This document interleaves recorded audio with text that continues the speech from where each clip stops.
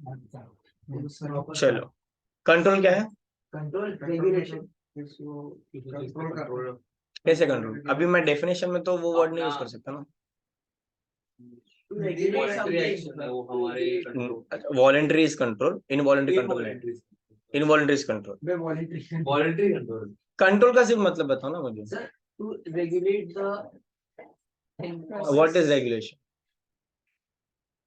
Alter करना, alter करना कैसे ऑल्टर करना? या तो कम करना है तो ज्यादा करना। Thank you. कंट्रोल करने को क्या हम बोल सकते हैं? ऑल्टर करने को, कोई भी चीज को बढ़ाना या स्लो करना, दैट इज कंट्रोलिंग।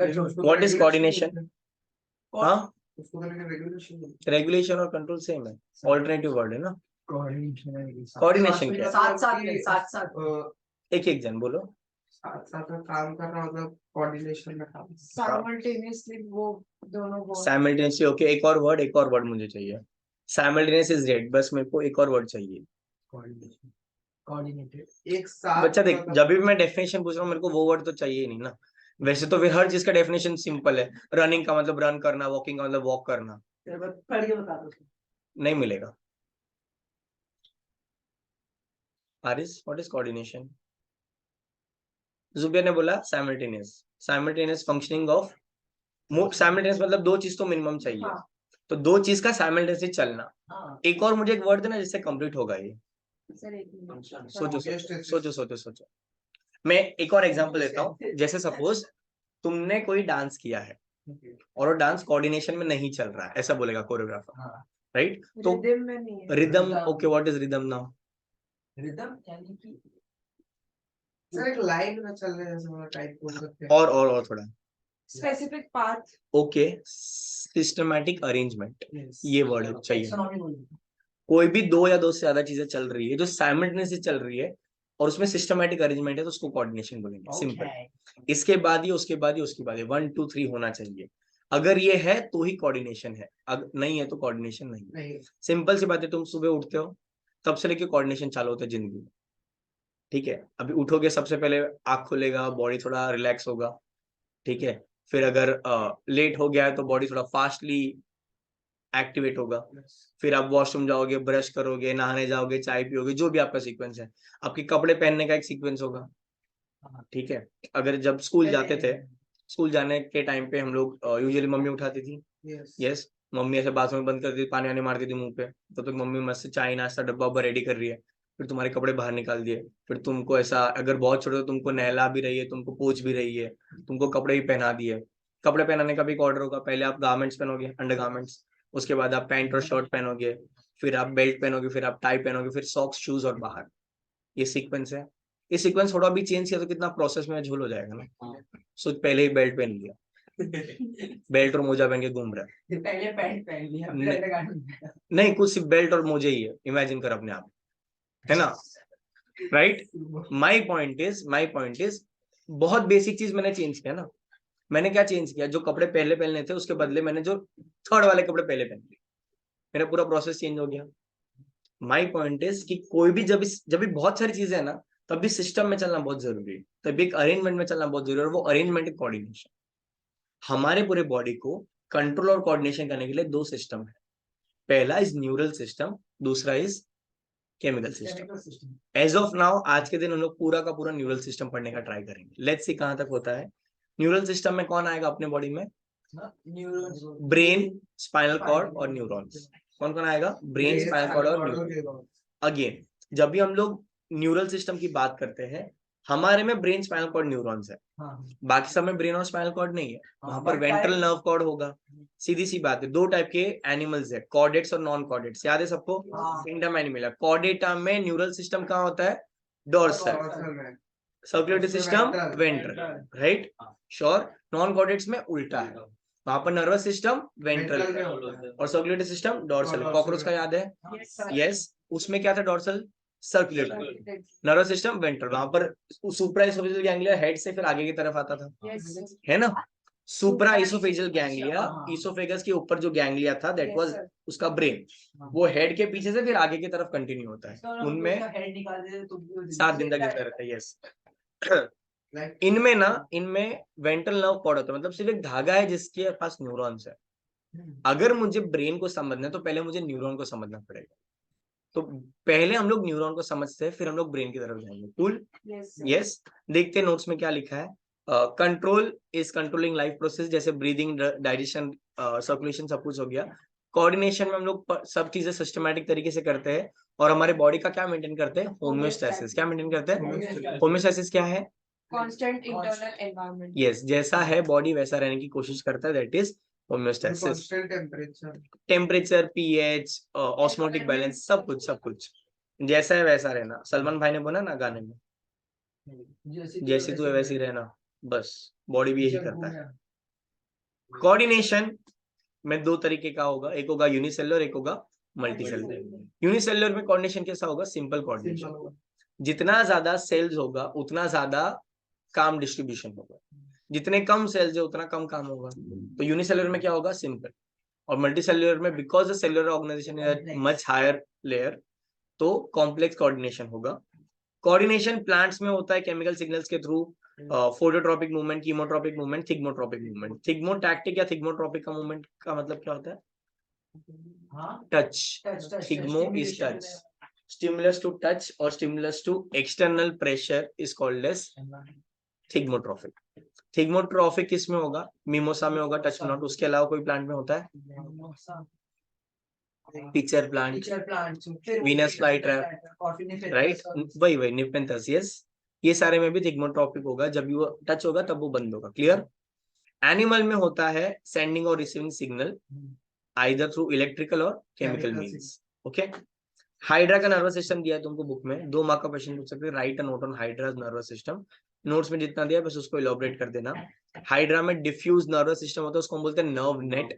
ठीक है, अगर एनसीईआरटी में देखोगे तो एक पैराग्राफ दिया है जहां पर कुछ कुछ एनिमल्स के नर्वस सिस्टम के बारे में को फेंक दिया है।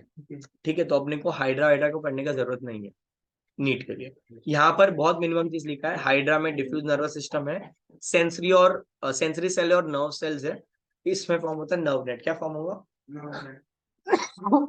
जो नर्व सेल है वो बनता है मीजोग्लिया से। किससे बनेगा? मीजोग्लिया किसमें होता है? डिप्लोब्लास्टिक ऑर्गेनिज्म में होता है। किसमें होता है? अगेन याद करो, एक्टोडर्म, मीजोडर्म, एंडोडर्म, ये ट्रिप्लोब्लास्टिक है। एक्टोडर्म और एंडोडर्म किसमें? डिप्लोब्लास्टिक में। हाइड्रा अगर आपको याद होगा वो आता है नीडोब्लास्ट या निडारिया में आता है, जो सेकेंड फाइलम है। सेकेंड फाइलम में सबके पास क्या है? डिप्लोब्लास्ट है। जो डिप्लोब्लास्टिक है उसके पास मीजोडर्म नहीं होता, क्या होता है? मीजोग्लिया। क्या होता है? Mesoglea. Mesoglea is a layer जो एक्टोडर्म और एंडोडर्म के बीच में होगा। ये प्रॉपर लेयर नहीं है। नहीं बच्चा, वो ये इतना ही रहता है, वो अंडर डेवलप्ड है। नहीं, ट्रिप्लो में वो बनेगा मीजोडर्म। वो सीलो में बच्चा, वो कैविटी, वो स्पेस का बात करते हैं हम लोग। यहाँ पर स्पेस का बात नहीं कर रहा हूँ मैं, वो 3 जर्म सेल का बात कर रहा हूँ। देखो हम लोग में जाइगोट होगा पहला सेल, 1 का 2, 2 का 4, 4 का 8, 8 का 16, 16 का 32, 32 के बाद 3 लेयर बनते हैं, that is 3 germinal layers. Diploblastic में 2 बनेंगे और 2 के बीच में एक पतला सा लेयर होगा, that is called as mesoglea. Mesoglea में से बनेगा इनका नर्वस सिस्टम। अपना नर्वस सिस्टम पता है कौन से लेयर से बनता है? अपना नर्वस सिस्टम कौन से लेयर से बनता है? मीजोडर्म से, एंडोडर्म की एक्टोडर्म से? एक्टो से बनता है, जो काफी वियर्ड है। नर्व्स हमारे बॉडी के सबसे अंदर वाले सिस्टम को, बट वो बनते हैं एक्टोडर्म से। स्किन, हाँ, स्किन और न्यूरॉन्स ये दोनों एक्टोडर्म से बनता है। क्लियर? याद रहेगा? यस। मीजोग्लिया इनमें बनता है बाय एपिडर्मिस और gastrodermis. Tentacles and nerve net. Diffuse nerve net मतलब, अच्छा ऐसा टाइप का नर्वस सिस्टम होगा, मतलब क्या? कुछ भी सेंट्रलाइज नहीं है, इसलिए तो हाइड्रा का कोई भी पार्ट कट करते वो अपने आप सर्वाइव कर सकता है, बिकॉज सेंट्रल तो किससे लोकेटेड था ही नहीं। उसके पास खुद का नर्वस सिस्टम है, खुद से ग्रो करेगा, बडिंग उन लोग में होता है। प्लस वही पार्ट पे नया न्यूरॉन्स भी आ सकता है, पूरी तरह से ग्रो कर सकता है। इनफैक्ट जो भी ऑर्गेनिज्म में है जिसके पास रीजनरेशन का पावर है, उनके पास यही सिस्टम होगा, नर्व नेट ही होगा, उनके पास डिफ्यूज नर्व्स होंगे। अगर वो सेंट्रली कोई नर्वस सिस्टम से जुड़ा हुआ नहीं, मतलब वो इंडिविजुअल है। अपना अगर हाथ कट करते हैं तो ये सारे न्यूरॉन्स गए, ये सारे न्यूरॉन्स इंडिपेंडेंटली एग्जिस्ट कर सकते हैं क्या? नहीं, सब लोग जुड़े हैं स्पाइनल कॉर्ड से, स्पाइनल कॉर्ड से। बट उनके पास स्पाइनल कॉर्ड जैसा कुछ है, वो पार्ट का अलग नर्व, ये पार्ट का अलग nerve. Every nerve is different, बस वो एक ऐसा मच्छरदानी सा फैला होगा। ये पार्ट कट करोगे उसका हो जाएगा, ये पार्ट कट करोगे उसका हो जाएगा। क्लियर? यस। वहाँ से नया अब ऑर्गेनिज्म भी बनता है ना, क्या? वहाँ से नया ऑर्गेनिज्म भी बन सकता है। यस, वही बोला ना, रीजनरेशन मतलब क्या, आप दूसरा नया ऑर्गेनिज्म बना रहे हो। इनमें इनफैक्ट रीजनरेशन ना हो तो भी उनमें बडिंग होता है। हाइड्रा में पहले छोटा बड आता है, बड ग्रो करेगा, जब वो सब्सटेंशियल नंबर ऑफ सेल से आ जाता है फिर अपने आप डिटैच होकर सेपरेट हो जाता है ना।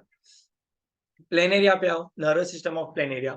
अब उसमें नर्व नेट था, यहाँ पर 2 वेंट्रल नर्व पड़े। क्या है? 2 वेंट्रल नर्व पड़े। प्लेनेरिया सेंट्रल नर्वस सिस्टम कहाँ पर है? वेंट्रल साइड पे है। सीएनएस है cephalic ganglia and U shape brain. Cephalic ganglia मतलब ऐसा जॉइंटेड गैंग्लिया। गैंग्लिया का मतलब क्या होता है? What is ganglia? Junction. Exactly, ganglia is बच्चा जंक्शन ऑफ न्यूरॉन्स, जहां पर 2 न्यूरॉन या तो आके जुड़ेगा या जहां से 2 न्यूरॉन निकलेगा, that is called as ganglia. क्या बोलेंगे? What is ganglia? Junction of जहां पर neurons. 2 न्यूरॉन जुड़ेंगे या तो जहां से 2 न्यूरॉन्स निकलेंगे।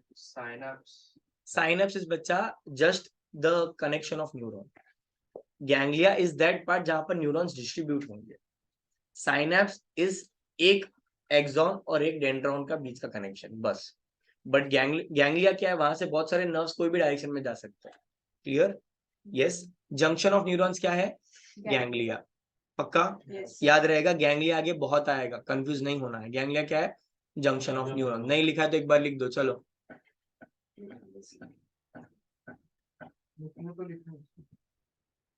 टेक्स्ट बुक में लिखा है? हाँ तो लिख दो।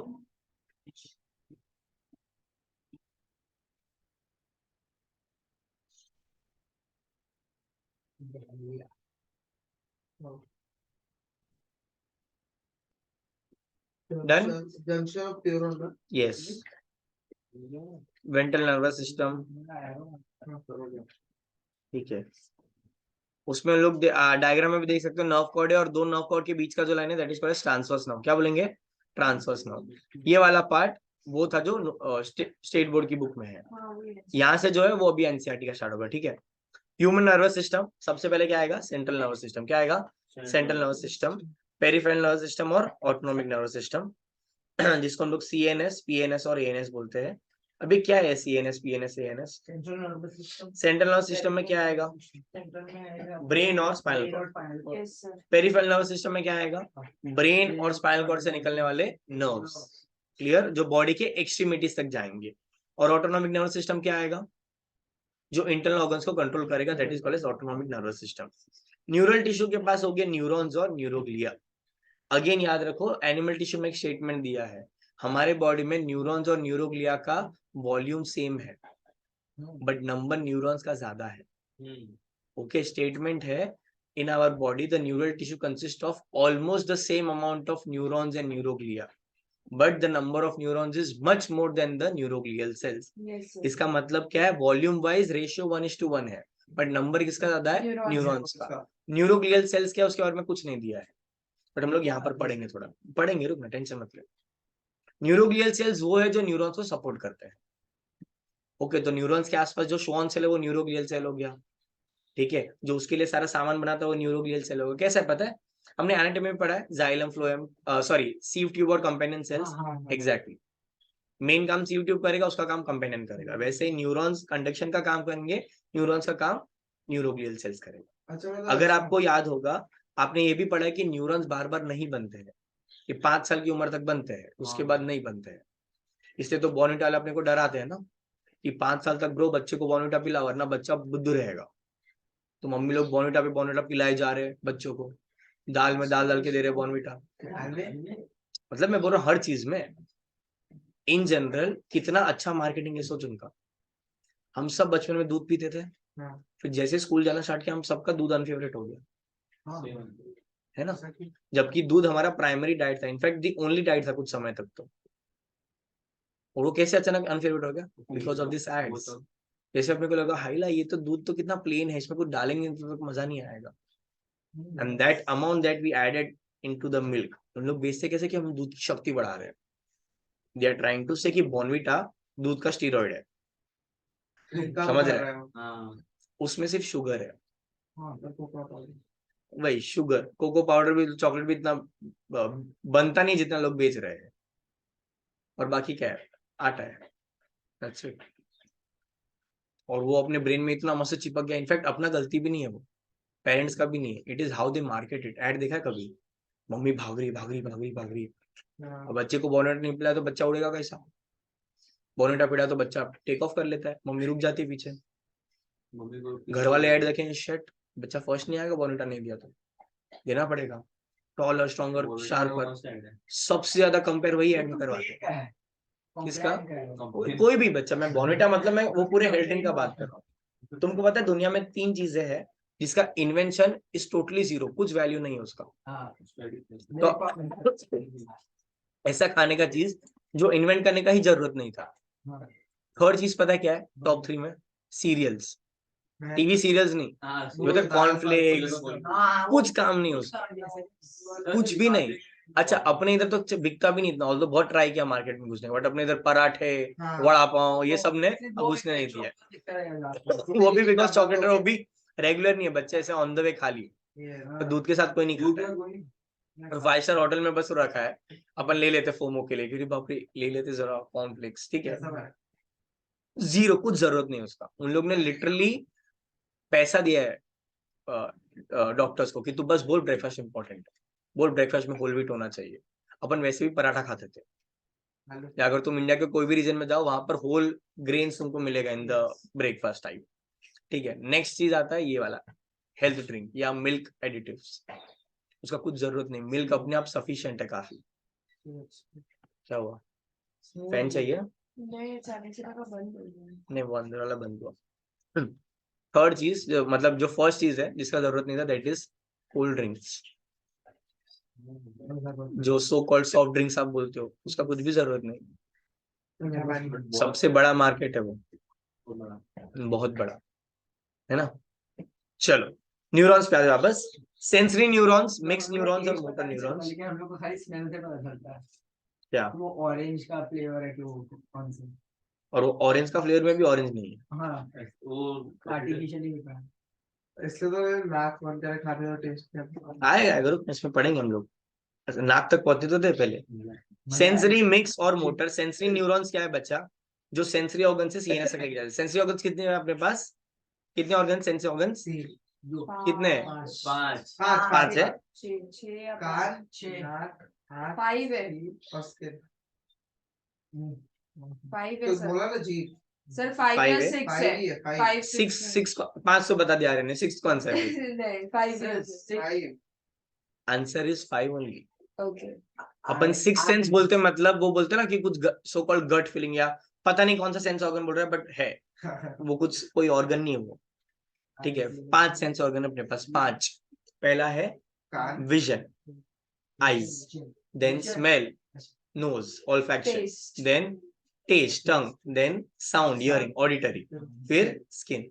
सबसे लार्जेस्ट ऑर्गन कौन सा बॉडी का? Skin, skin। स्किन।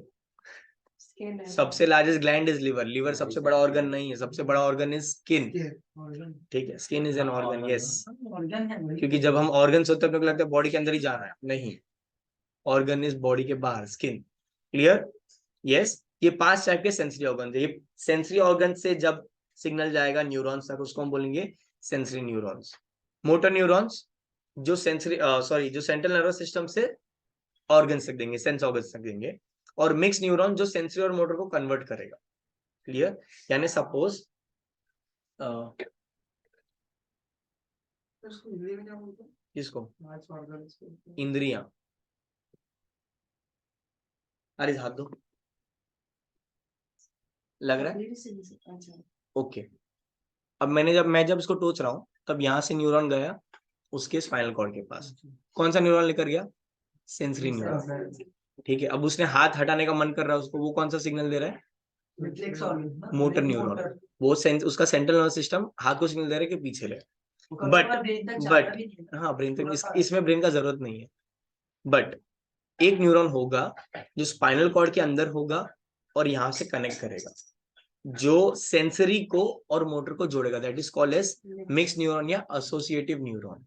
ये जो एसोसिएटिव न्यूरॉन है ये कनेक्ट करेगा हमारे वो सिग्नल को जो सेंस ऑर्गन से सेंट्रल नर्वस सिस्टम तक जा रहा है और जो सेंट्रल नर्वस सिस्टम से सेंस ऑर्गन तक जा रहा है।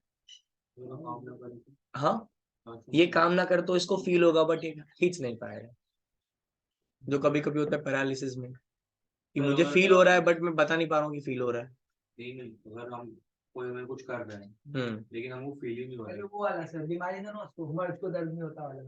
नहीं समझा नहीं क्या तो बोल रहा हूँ। एड्रेनलिन वो होता है ना, मतलब मैंने देखा है कि कोई भी ऐसा गर्म तेल में हाथ डाल दे तो फील ही नहीं होता। अरे दैट इज प्रैक्टिस बच्चा, that is you can develop that skill. बहुत लोग होता है ऐसा, एक रील पे तेल से देखा, निकालते पुणे हैं। में एक है वो छोले भटूरे जो है वो ऐसा तेल में सब बहुत लोग ऐसा डाल ऐसा करते के- रहते हैं हाथ में ऐसा करते, उन लोग को नहीं फील होता, उन लोगों का ट्रेन हो चुका है। एक वीडियो देखा था मैंने, दैट डजंट मीन कि उनको लावा पेन फील नहीं होता, लोग पेन उतना झेल सकते हैं, टॉलरेंस बढ़ जाता है। बोल नहीं सकता हम लोग ट्रेन कर सकते हैं, हम सर। लोग train सर ये बोला लावा में हाथ डाला, उसका हाथ बज गया। अरे मतलब ऐसा लावा बह रहा है, वो ऐसा ऐसा करके हाथ को ऐसे कर दिया। करें। अरे वो तो ग्लव्स पहना होगा। नहीं कुछ पहना नहीं था, नॉर्मल था। होगा बाबा, आयरन मैन का फॉर्मेशन देखा होगा, हाँ? वही टोनी स्टार्क बनेगा आगे जाके, और क्या बोले। हाँ, टोनी यादव क्या Tony Yadav. Human nervous system में, उनको लाल सेंट्रल नर्वस सिस्टम में और पेरिफेरल नर्वस सिस्टम में। सेंट्रल नर्वस सिस्टम में आएगा ब्रेन, स्पाइनल कॉर्ड, यहाँ पर आएगा एफरेंट टिश्यू और इफरेंट टिश्यू। एफरेंट और सेंसरी सेम है, एफरेंट यानी आएगा, इफरेंट यानी एग्जिट आएगा, एग्जिट। एफरेंट आएगा, इफरेंट एग्जिट आएगा, एफरेंट ए से ये हर जगह आ जाएगा, तुमको किडनी में भी आएगा ये, afferent arteriole, efferent arteriole, right. Afferent मतलब आएगा यानी कहां से कहां आएगा, टिश्यू यानी सेंस ऑर्गन से सेंट्रल नर्वस सिस्टम तक। इफरेंट जाएगा कहां से, सीएनएस से टिश्यू या सेंस ऑर्गन, इजी। पीएनएस यानी पेरिफेरल नर्वस सिस्टम में होगा बच्चे सोमैटिक नर्वस सिस्टम और ऑटोनॉमिक नर्वस सिस्टम। ऑल्दो हमने अब तक सिर्फ सोमैटिक ऑटोनॉमिक नर्वस सिस्टम पढ़ा है। सोमैटिक नर्वस सिस्टम क्या है, वो नर्वस सिस्टम जो स्केलेटल मसल तक जाता है। ये भी देखा जाए तो it is a type of voluntary system only, it is a type of efferent only, ठीक है। बट बुक में उसको अलग लिखा है तो मैंने यहाँ पर भी इसको अलग रखा है। जो एएनएस है उसमें आता है सिंपैथेटिक और पैरासिम्पैथेटिक। सिंपैथेटिक क्या होता है और पैरासिम्पैथेटिक क्या होता है वो आगे पढ़ेंगे, बट बेसिकली अगर बात करें, सिंपैथेटिक बॉडी को एक्टिवेट करता है, पैरासिम्पैथेटिक बॉडी को रिलैक्स करेगा। यानी बॉडी को स्पीड अप करेगा सिंपैथेटिक, बॉडी को स्लो डाउन करेगा पैरासिम्पैथेटिक। स्लो डाउन ऐसे वापस बैक टू नॉर्मल लेके आएगा। तो ब्लड प्रेशर बढ़ाने वाला होगा सिंपैथेटिक, ब्लड प्रेशर कम नहीं नॉर्मल करने वाला होगा पैरासिम्पैथेटिक। जब मैं रिलैक्स बोलता हूँ मतलब वो हाई स्टेट से रिलैक्स पे जा रहा है, नॉर्मल से रिलैक्स पे नहीं जा रहा है, दोनों में डिफरेंस है, प्लीज समझा क्या बोला मैंने। जब बॉडी एक्टिवेट हो गया उसके बाद वो बॉडी को लो करेगा, वो नॉर्मल को लो नहीं करेगा। अब सपोज तू डर गया है तो तेरा ब्लड प्रेशर बढ़ गया, दैट इज सिंपैथेटिक। वापस तेरा ब्लड प्रेशर नॉर्मल होगा, वो होगा बिकॉज ऑफ पैरासिम्पैथेटिक। तेरा बॉडी नॉर्मल तो पहले पैरासिम्पैथेटिक कभी काम नहीं करेगा, तेरा बॉडी का ब्लड प्रेशर लो नहीं होगा, समझ रहे हो। पहले हाई से लो करेगा, दैट इज पैरासिम्पैथेटिक। तो पैरासिम्पैथेटिक का काम होता है बॉडी को नॉर्मल करना, नॉट कम करना। बच्चे समझते कि कम करता है ये, जब एक्टिवेट हुआ है तब कम करके नॉर्मल पे लाता है, नॉर्मल से कम नहीं करता है। लो रहा तो उसके अलग अलग रीजन है, दैट इज डिफरेंट स्टोरी। यहाँ पर हम लोग वही बात, यहाँ पर हम वही कंडीशन पढ़ रहे हैं जब बॉडी फियर में, जब भी मैक्सिमम ये काम आता है। क्लियर। जैसे सपोज एग्जाम है, ठीक है, और आज ही एग्जाम है और तो अभी तक यहीं पर है, ओके, अब तक घर पे पहुंचा ही नहीं, जाना है, बहुत बहुत टेंशन रहेगा, दैट इज सिंपैथेटिक। बट जैसे जैसे तू पहुंच गया, एग्जाम में बैठ गया, पेपर आ गया, सपोज एग्जाम बहुत इजी था, तेरे को आ गया, यही पेपर आने वाला है प्रैक्टिकल वाला, तेरे को एग्जाम का फियर नहीं, तेरे को वहां तक पहुंचने का फियर है। पहुंचेगा कैसा, रिक्शा मिलेगा या नहीं, लेट पहुंचा तो नहीं लेगा, तो दैट इज सिंपैथेटिक। बट वहां पर पहुंच के पेपर मिलने के बाद शांत होगा, दैट इज पैरासिम्पैथेटिक। समझा। ये ना बच्चा पर्टिकुलर सिचुएशन में ही आएगा बॉडी को, जो हम लोग पढ़ेंगे आगे। कूल। उसको 3F सिस्टम बोलते हैं, फाइट, फ्राइट और flight. Yes. Visceral nervous system that is VNS, इसमें आएगा part of peripheral nervous system, और इसमें होगा गैंग्लिया होगा, प्लेक्सस होगा, नर्व होंगे, फाइबर्स होंगे। गैंग्लिया तो पता है आपको, जंक्शन ऑफ न्यूरॉन्स। प्लेक्सस क्या है पता है, branching of neurons, branching, plexus branching bundles of neurons, ठीक है। CNS टू विसरल ऑर्गन्स तक जाएगा, विसरल यानी इंटरनल ऑर्गन्स। रिसेप्टर से sensory nervous system, central nervous system से बॉडी तक जाएगा। रिसेप्टर से जो CNS तक जा रहा है कौन सा है, सेंसरी न्यूरॉन है, कौन सा है, सेंसरी न्यूरॉन। और सेंट्रल नर्वस सिस्टम से जो बॉडी तक जा रहा है क्या है, मोटर न्यूरॉन। इजी। यस। फिर एक न्यूरॉन का डायग्राम है, इससे बेटर तुमको टेक्स्ट बुक में मिल जाएगा। बट बेसिकली न्यूरॉन ऐसा होता है, देखो मेरे हाथ जैसा ही है। वो देखते ये है साइटोन, क्या है? हैं। ये है एक्सॉन। ये जो मेरे फिंगर्स है वो क्या है? डेंड्राइटिस, क्या है? Right. और यहाँ पर जो ऐसा चार दिख रहा है तुमको वो क्या है? एक्सॉन टर्मिनल, क्या है? Axon terminal. सिग्नल बच्चा आएगा ये वाले पास से, डेंड्रॉन से रिसीव होगा, साइटोन में आएगा। एक्सॉन क्या है पता है? एक डेंड्रॉन से सबसे बड़ा खींचा हुआ है, दैट इज एक्सॉन। एक्सॉन के ऊपर कवरिंग होता है जिसको हम बोलते हैं माइलिन शीथ। क्या बोलते हैं? माइलिन शीथ बनता है बच्चा सेरिब्रोसाइट से। सेरिब्रोसाइट इज नथिंग बट लिपिड्स है ये। These are complex type of fatty acids. जब भी छोटा बेबी होगा उनमें माइलिन शीथ फॉर्म नहीं होता है, इससे उनका रिस्पॉन्स बहुत स्लो होता है। ठीक है, तो अगर छोटे बच्चे को तुम ऐसा करोगे या हुक करोगे, लोग भाव ही नहीं देंगे। ठीक है, जैसे रिफ्लेक्स आंख होता है अपने में, अगर कुछ आप अपन पीछे हाथ करते हैं वैसा बच्चे लोग में नहीं होगा, उन लोग ऐसा खाली करेंगे, इग्नोर मारेंगे तुमको, बिकॉज उनको फील ही नहीं होगा। बट्टू का तो अभी आ गया ना, इससे भी बट्टू से छोटा, मतलब 3-6 मंथ्स तक लगता है उनको डेवलप होने में। यार उनको टच करो तो लोग नहीं करते। टच नहीं, मतलब जो फियर अपने को भी, जैसे मैं बोलते बोलते तो कैसा मुक्का मारा तो कोई साथ पे क्यों, अपना कैसा लड़के से पीछे आएंगे, वैसा नहीं होगा। That happens because of myelin sheath, because signal एकदम फास्ट जाता है उनमें। माइलिन शीथ है नहीं तो सिग्नल आएगा स्लो, जाएगा स्लो। माइलिन शीथ है तो सिग्नल फास्ट जाएगा। वो कैसे जाएगा वो हम लोग पढ़ेंगे।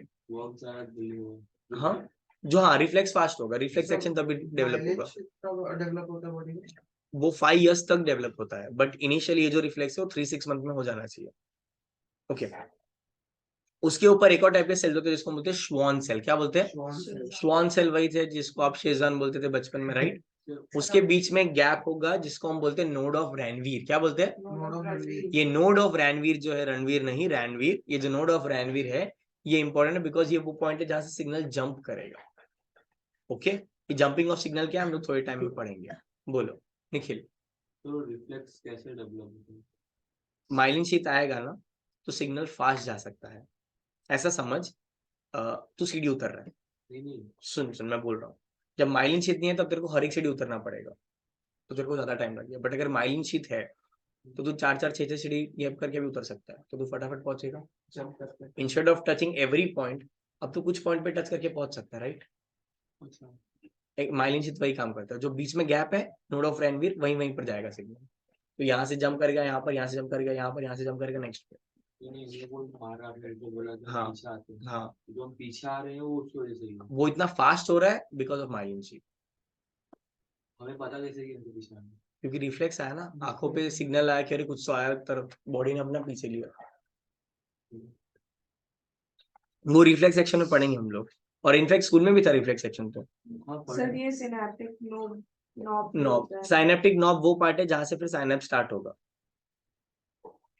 न्यूरॉन्स में 3 पार्ट है, साइटोन है, डेंड्रॉन है, एक्सॉन है।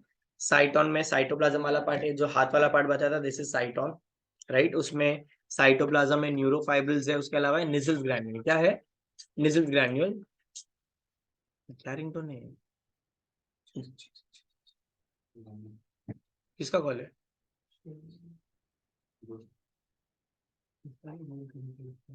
इतना हंसा क्यों कर वही तो, स्माइल तो इतना बड़ा कि मुझे लगा वो पड़ोसन ने कॉल किया। कॉल किया है। अच्छा, कौन से दोस्त का कॉल था ये? नाम क्या उसका? श्रुति? श्रेयस? लड़का है। नहीं, बराबर, जो राइमिंग नाम ही रखते ना फिर कंफ्यूजन होता है। इम्पोर्टेंट है तो उठा ले। तो मैसेज करके बोल दे क्लास नहीं करना मुझसे, नहीं बात करना मुझे। मतलब फिलहाल नहीं बात करना। काफी ज्यादा झगड़ा हो गया लगता है श्रेयस के साथ। साइटोप्लाज्म, न्यूरोफाइब्रिल्स और निसिल ग्रैन्यूल। निसिल ग्रैन्यूल में बच्चा बहुत सारा रफ एंडोप्लाज्मिक रेटिकुलम होता है, ठीक है, आरईआर ज्यादा होता है इसमें। डेंड्रॉन डिवाइड करेगा, डेंड्राइटिस बनेगा। बेसिकली ये जो है वो और थोड़े थोड़े ब्रांचिंग में फॉर्म होगा और ये एक इंट्रिकेट कनेक्शन बनाएगा बाकी सारे न्यूरॉन्स के साथ। सर डेंड्राइटिस, हाँ। सर साइटोन और सेल बॉडी में क्या डिफरेंस है? Cell body and cyton same same है, एक ही का 2 नाम है ऐसा। लिख सकते हैं? यस, एक्चुअली साइटोन ना ये पूरा पार्ट है, ये वाला, उसमें डेंड्रॉन भी आएगा। और तो सेल बॉडी भी सर सेम बट जब मैं साइटोन बोलता हूँ उसमें डेंड्राइटिस नहीं होगा तो चलेगा। वेरेस वेने से सेल बॉडी तो हाँ पूरा पूरा आना चाहिए। सर मतलब इतना साइटोन है। ये पूरा साइटोन है, ये पूरा सेल बॉडी है, इसको भी गिन लिया तो बस। Axon arrives from the cyton may have branches, axon में ब्रांचेस हो सकते हैं, ठीक है। एक्सॉन का ब्रांच होना जरूरी है बिकॉज उसके ऊपर से अलग अलग टाइप के एक्सॉन बनेंगे। तो भाई एक बार उठा लेना सुरेश का फोन। हेलो, हाँ बोल।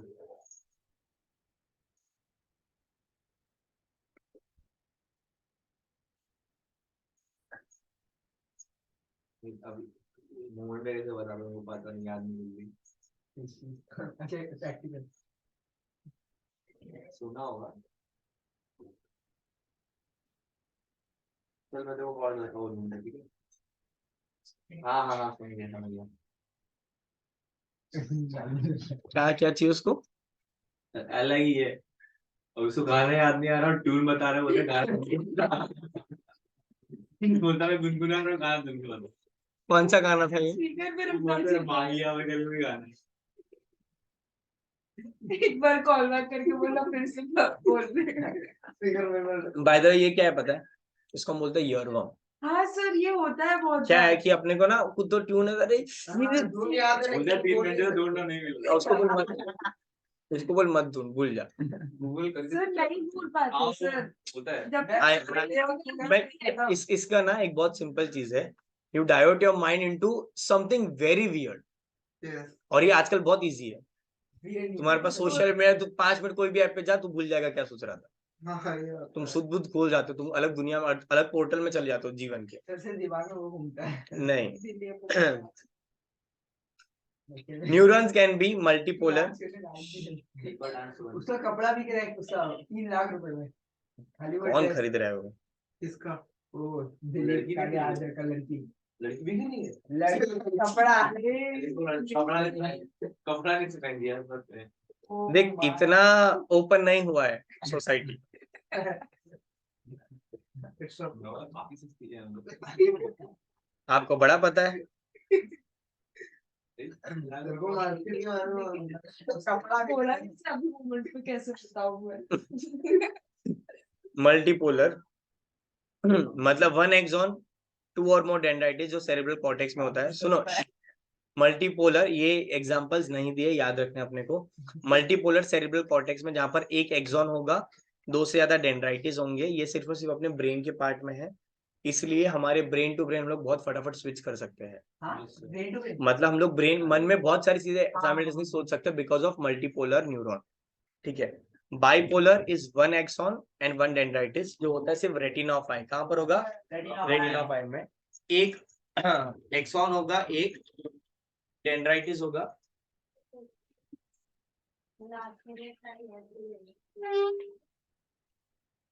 बस करना एक बार की एक बार में है शांति ये पीने लायक है डायरेक्ट।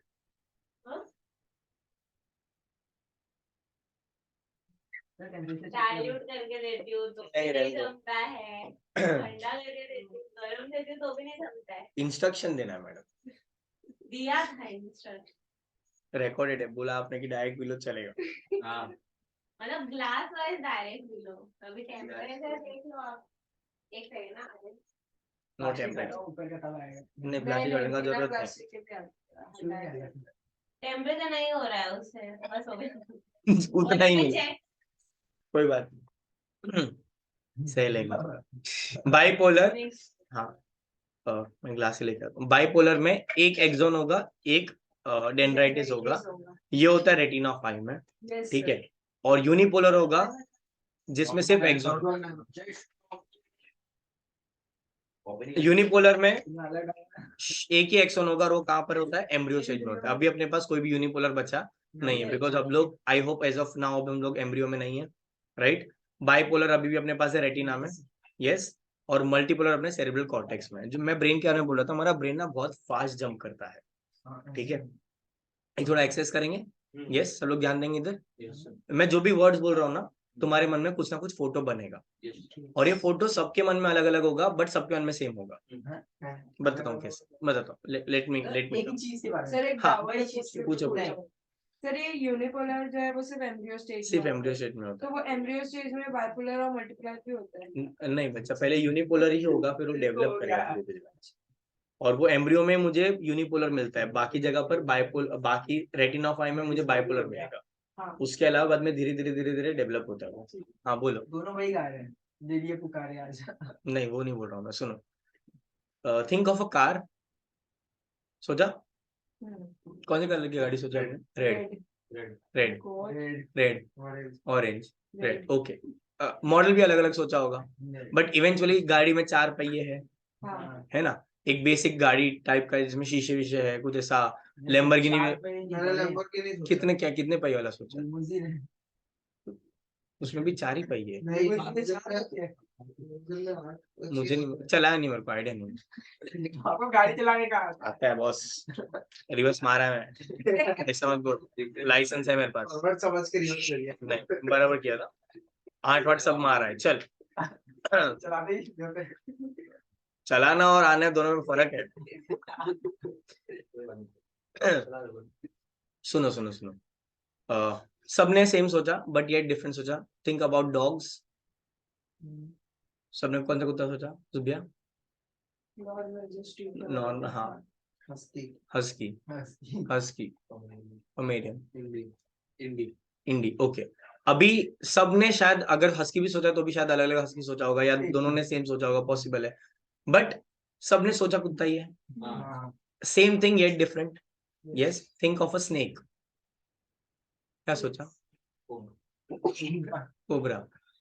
नॉर्मल मसाला सांप सोच रहे क्या? नॉर्मल प्रजाति बोलना। हाँ कोई भी सांप, कोबरा। हाँ, ग्रीन कलर का स्नेक, ओके। जब सांप बोला तब किसने अपने दोस्तों के बारे में नहीं सोचा? मैंने तो सोचा नहीं, मैं क्या बोल रहा हूँ, हमारा ब्रेन ना बच्चा बहुत कॉम्प्लेक्स है। तू जो चाहता है ना वो सोच सकता है फटाफट। एट द सेम टाइम जब आप मेरी बात ये सुन रहे हो, तुम्हारे ब्रेन में और 3-4 चीजें चल रही है। जैसे तुम्हारे ब्रेन में चल रहा है कि उसको गाना भेजू या नहीं भेजू, है ना। राइट, तुम्हारे मन में ये भी चल रहा है कि लेक्चर कब तक खत्म होगा, बाहर कब तक जाऊंगा, खाऊंगा कब, ये सब भी चल रहा है। But at the same time तुम फिजिकली और मेंटली भी यहाँ पर प्रेजेंट रहने का ट्राई कर रहे हो। आरिस होता है नेक्स्ट सिप कब लूंगा, तो इसका क्या हो जाएगा कि नहीं आएगा अभी। Right, yes. वो ये भी सोच रहे हैं आर्म रेस करने के लिए फोन ऐसे रखो कि हाथ मेरे को सामने नहीं रहा है, जम नहीं रहा है, एडजस्ट भी करना है, ठीक है। आप इनवॉलेंट्री बहुत प्यारी ला रहे हो आर्यन, जैसे बोलूंगा आप रुक जाओगे, है ना। राइट, कितनी सारी चीजें हम मतलब हम हमारे ब्रेन को कंट्रोल कर सकते हैं। याद ही अदर वे ब्रेन अपने को कंट्रोल करता है। ब्रेन अपने को कंट्रोल कर रहा है। क्या लगता है तुम्हें? ब्रेन अपने को कंट्रोल कर रहा है। या ऐसा भी हो सकता है कि ब्रेन अपने को कंट्रोल कर रहा है, ये सोचने पे भी तो ब्रेन ही मजबूर कर रहा है ना अपने। ये सोचने पे what do you think, are you controlling your brain और you are controlled by your brain? Control इसका कोई आंसर नहीं बच्चा। कंट्रोल्ड बाय यहाँ पर आता है बच्चा अपना कॉन्शियस और सबकॉन्शियसनेस का इफेक्ट। अब ध्यान से सुनना आगे वाला जो भी मैं बोल रहा हूँ, ठीक है। अब तक जो भी मैंने बोला तुमने वो सोचा है, और तुमको एक इमेज फॉर्म हुआ है, और इस तरह से अपना मेमोरी जमा होता है। मैंने क्योंकि जो भी चीज बोला है, कोई भी वर्ड तुम्हारे लिए नया नहीं था, ऐसा कुछ नहीं था जो तुमने फर्स्ट टाइम सुना था, और तुम्हारे मन में एक पिक्चर आया था, राइट। अभी मैं जो बोलूंगा ना, तुम्हारा ब्रेन वो नहीं सुनेगा। Okay, don't think of elephant. क्या सोच रहे हो? हाथी। जबकि क्या बोला, सोचना नहीं है। बट क्या नहीं सोचना? एग्जैक्टली। और अभी तुम्हारा ब्रेन एक्टिवेटेड है बिकॉज मैंने तुमको पहले बहुत सारे फायर क्वेश्चन दे दिए थे। अगर मेरा पहला क्वेश्चन होता ना तो शायद तुम ये नहीं सोचते थे। हमारा ब्रेन बहुत मैनिपुलेटिव है, बहुत ज्यादा। आपने क्या बोला कि don't think of an elephant. तो आपने बोला कि अगर मैं ये क्वेश्चन पहले पूछूं तो शायद हाँ, बिकॉज अभी तुम्हारा ब्रेन रेडी नहीं था ना। अभी मैंने तुमको ऑलरेडी बहुत सारा क्वेश्चन पूछा है, अभी तुम ऐसे एकदम रेडी हो तुम्हारे ब्रेन के, अरे कुछ भी नया क्वेश्चन है मुझे फटाफट सोचना है। यहाँ पर ना बच्चा अपना क्यूरियोसिटी पता चलता है। As human beings we are very curious. जब तुम लिफ्ट में आए, राइट, लिफ्ट में आए आज, अगर लिफ्ट में ऐसा कोई बटन होता है रेड कलर का, उस पर लिखा होता do not touch the button, मन तो करता ना। बहुत ज्यादा सर करते हैं सर वो घंटी वाला है ना। सपोज एक और मैं एग्जांपल, एक और सिनेरियो देता हूँ। अपने लिफ्ट में 500 फुट में नहीं, स्टेयर से आता है ना।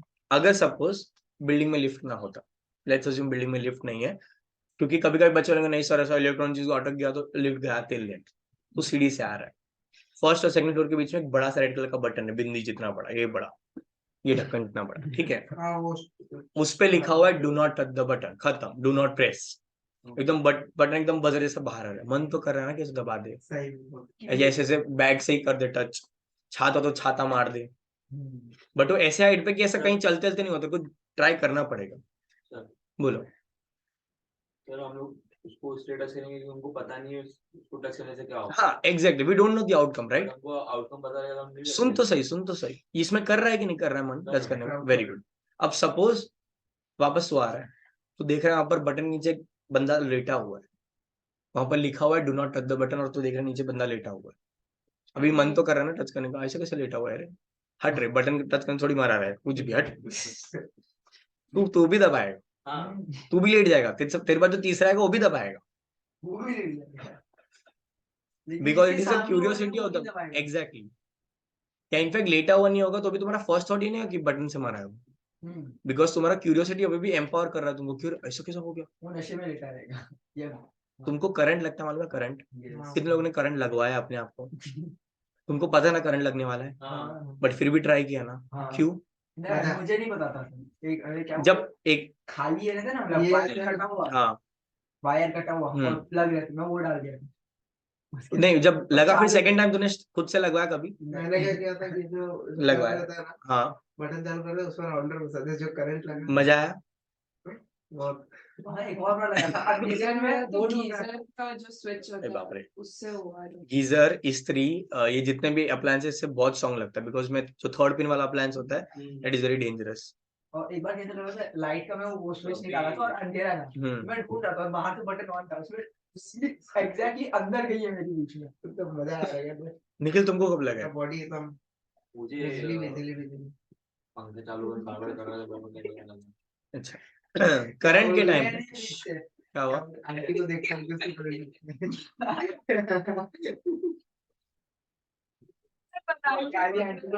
अरे आर्यन को बहुत जोर से बोलना था। नहीं सर, ये मुझे पहले बोली। बहुत दोस्त है ना। चलो ये बोली। तो बंगाली आंटी को देख के तेरे को करंट लगा। चलो आगे बढ़ते हैं, पढ़ू। आती है मुझे। हमारे न्यूरॉन्स या हमारा ब्रेन बहुत ज्यादा कॉम्प्लिकेटेड है, और हम लोग अपने ब्रेन को बहुत अच्छे से ट्रेन कर सकते हैं, हाँ सर, ठीक है। मेडिटेशन। इन जनरल भी ये जितने भी सो कॉल्ड क्या बोलते हैं, बाबा बाबा नहीं रहे, जितने भी पता है माइंड रीडर्स होते हैं, ये सुहानी शाह जो है, फेस रीड करते उन हैं लोग actually। बॉडी लैंग्वेज रीड करते हैं, उन लोग को पता है कि पैटर्न्स क्या है, तो उन लोग बहुत अच्छे से प्रेडिक्ट करते हैं, और वो प्योर साइंस है, there is nothing called as magic, उन लोग बस उन लोग वो प्रेडिक्ट करवाते हैं तुमसे। तो लोग तो बोलते भी क्यों होगा फेस रीड कर रहे हैं, फेस रीड मतलब हम Face लोग read, हाँ, जैसे तुम, हाँ, क्या हम लोग अब जैसे कैसा होता है पता है, उन लोग अभी, मैं सिंपल नाम, बहुत बहुत सारी चीजें हैं जो उन लोग पता कर सकते हैं। अब जैसे हम लोग जब नंबर में बोलते हैं ना कि आप नंबर सोचो ना, पिन सोचो, हाँ, अपना हम लोग का सोचो, सारा- तो जब आप, हम लोग कोई भी नंबर पे ये करते हैं, और उन लोग अपने साथ नॉड करते हैं, तो उन लोग भी अपने मन में गिन रहे हैं, दे नो, और वो बहुत मतलब प्रैक्टिस से आता है, इट कम्स फ्रॉम प्रिसिशन, जितना आप ट्राई करो, जितना फेल होगे उतना अच्छे से सीखोगे, ओके। बहुत बेसिक बेसिक चीजें है, जैसे ट्राई करते हैं, आर्यन ट्राई करें, पत्ता मालूम है, पत्ते, ठीक है, रॉन्ग रॉन्ग भी हो सकता है, काफी ज्यादा चांसेस है, 52 में से एक चांस है कि राइट हो, कोई भी एक पत्ती के बारे में सोच रहा है, रेड कलर है, ब्लैक, दो ही तो कलर होता है पत्ते में, वो वाला है जोकर। जोकर कैसा है पत्ते में, जोकर वाला सर रहने दो ना, उसको छोड़ दो, ऐसा प्रैक्टिकल हो गया तो कर। हाँ बोल। क्या मतलब कौन से तरह? जब कार्ड सिलेक्ट करने बोला था, तेरे मन में कार्ड था, रेड कलर का था, नंबर है, पत्ते पे नंबर तो रखा। नहीं नहीं, JQK और A, ये नंबर नहीं, बाकी सब नंबर है।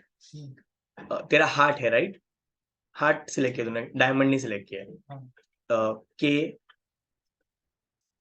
क्या है, A, हाँ ओके, क्वाइट प्रेडिक्टेबल था ये।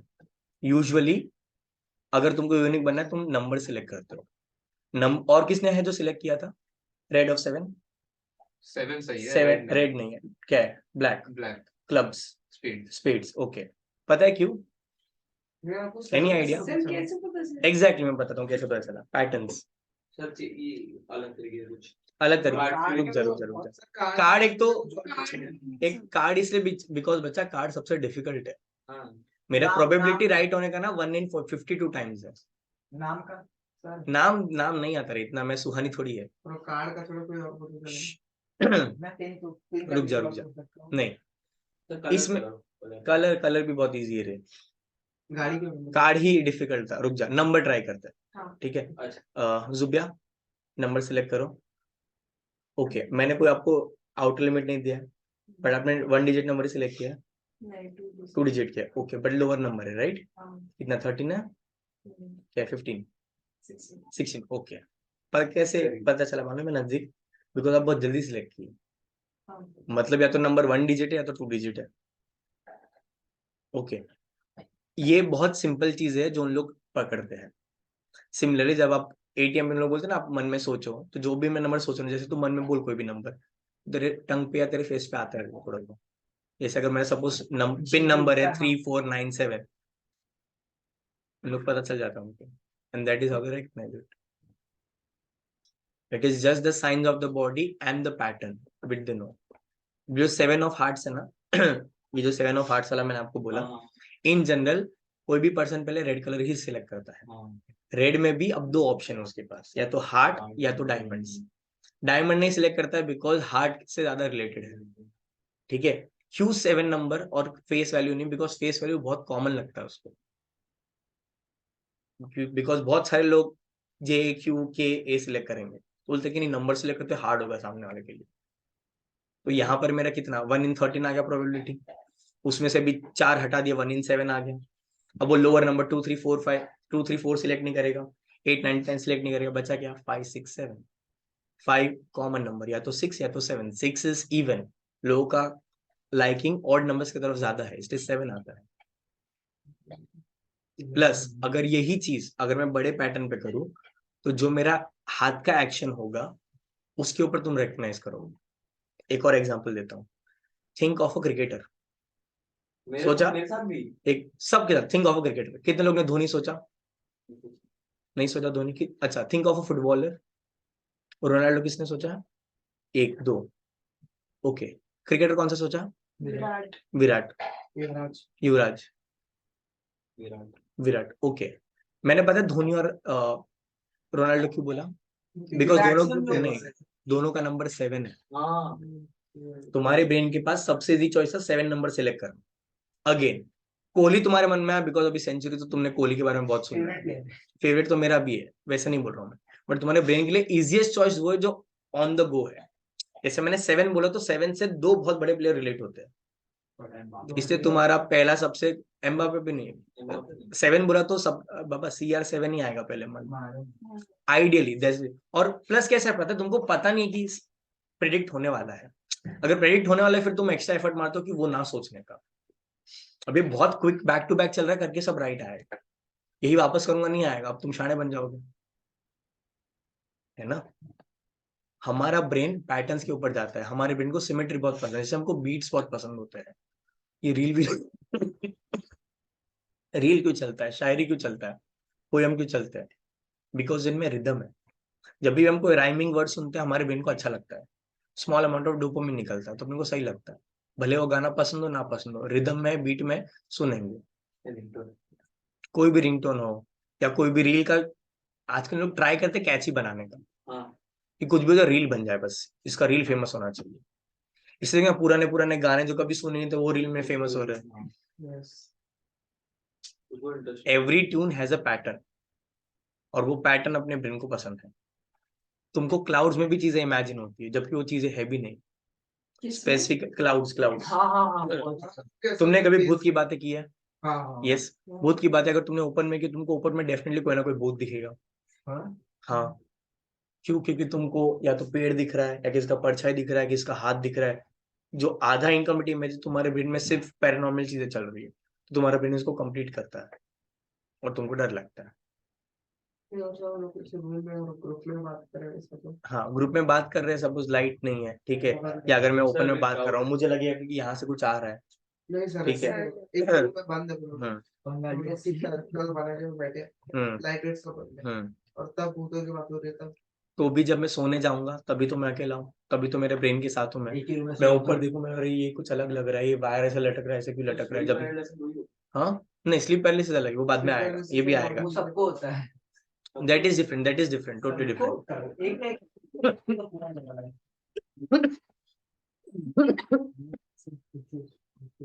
क्या होता है, हमारा ब्रेन जो पैटर्न नहीं है, जो चीज क्वेश्चन मार्क है ना, उसको कंप्लीट करने का बहुत ट्राई करता है, और वो इवेंचुअली करता भी है। Yes, eventually it tries to complete itself.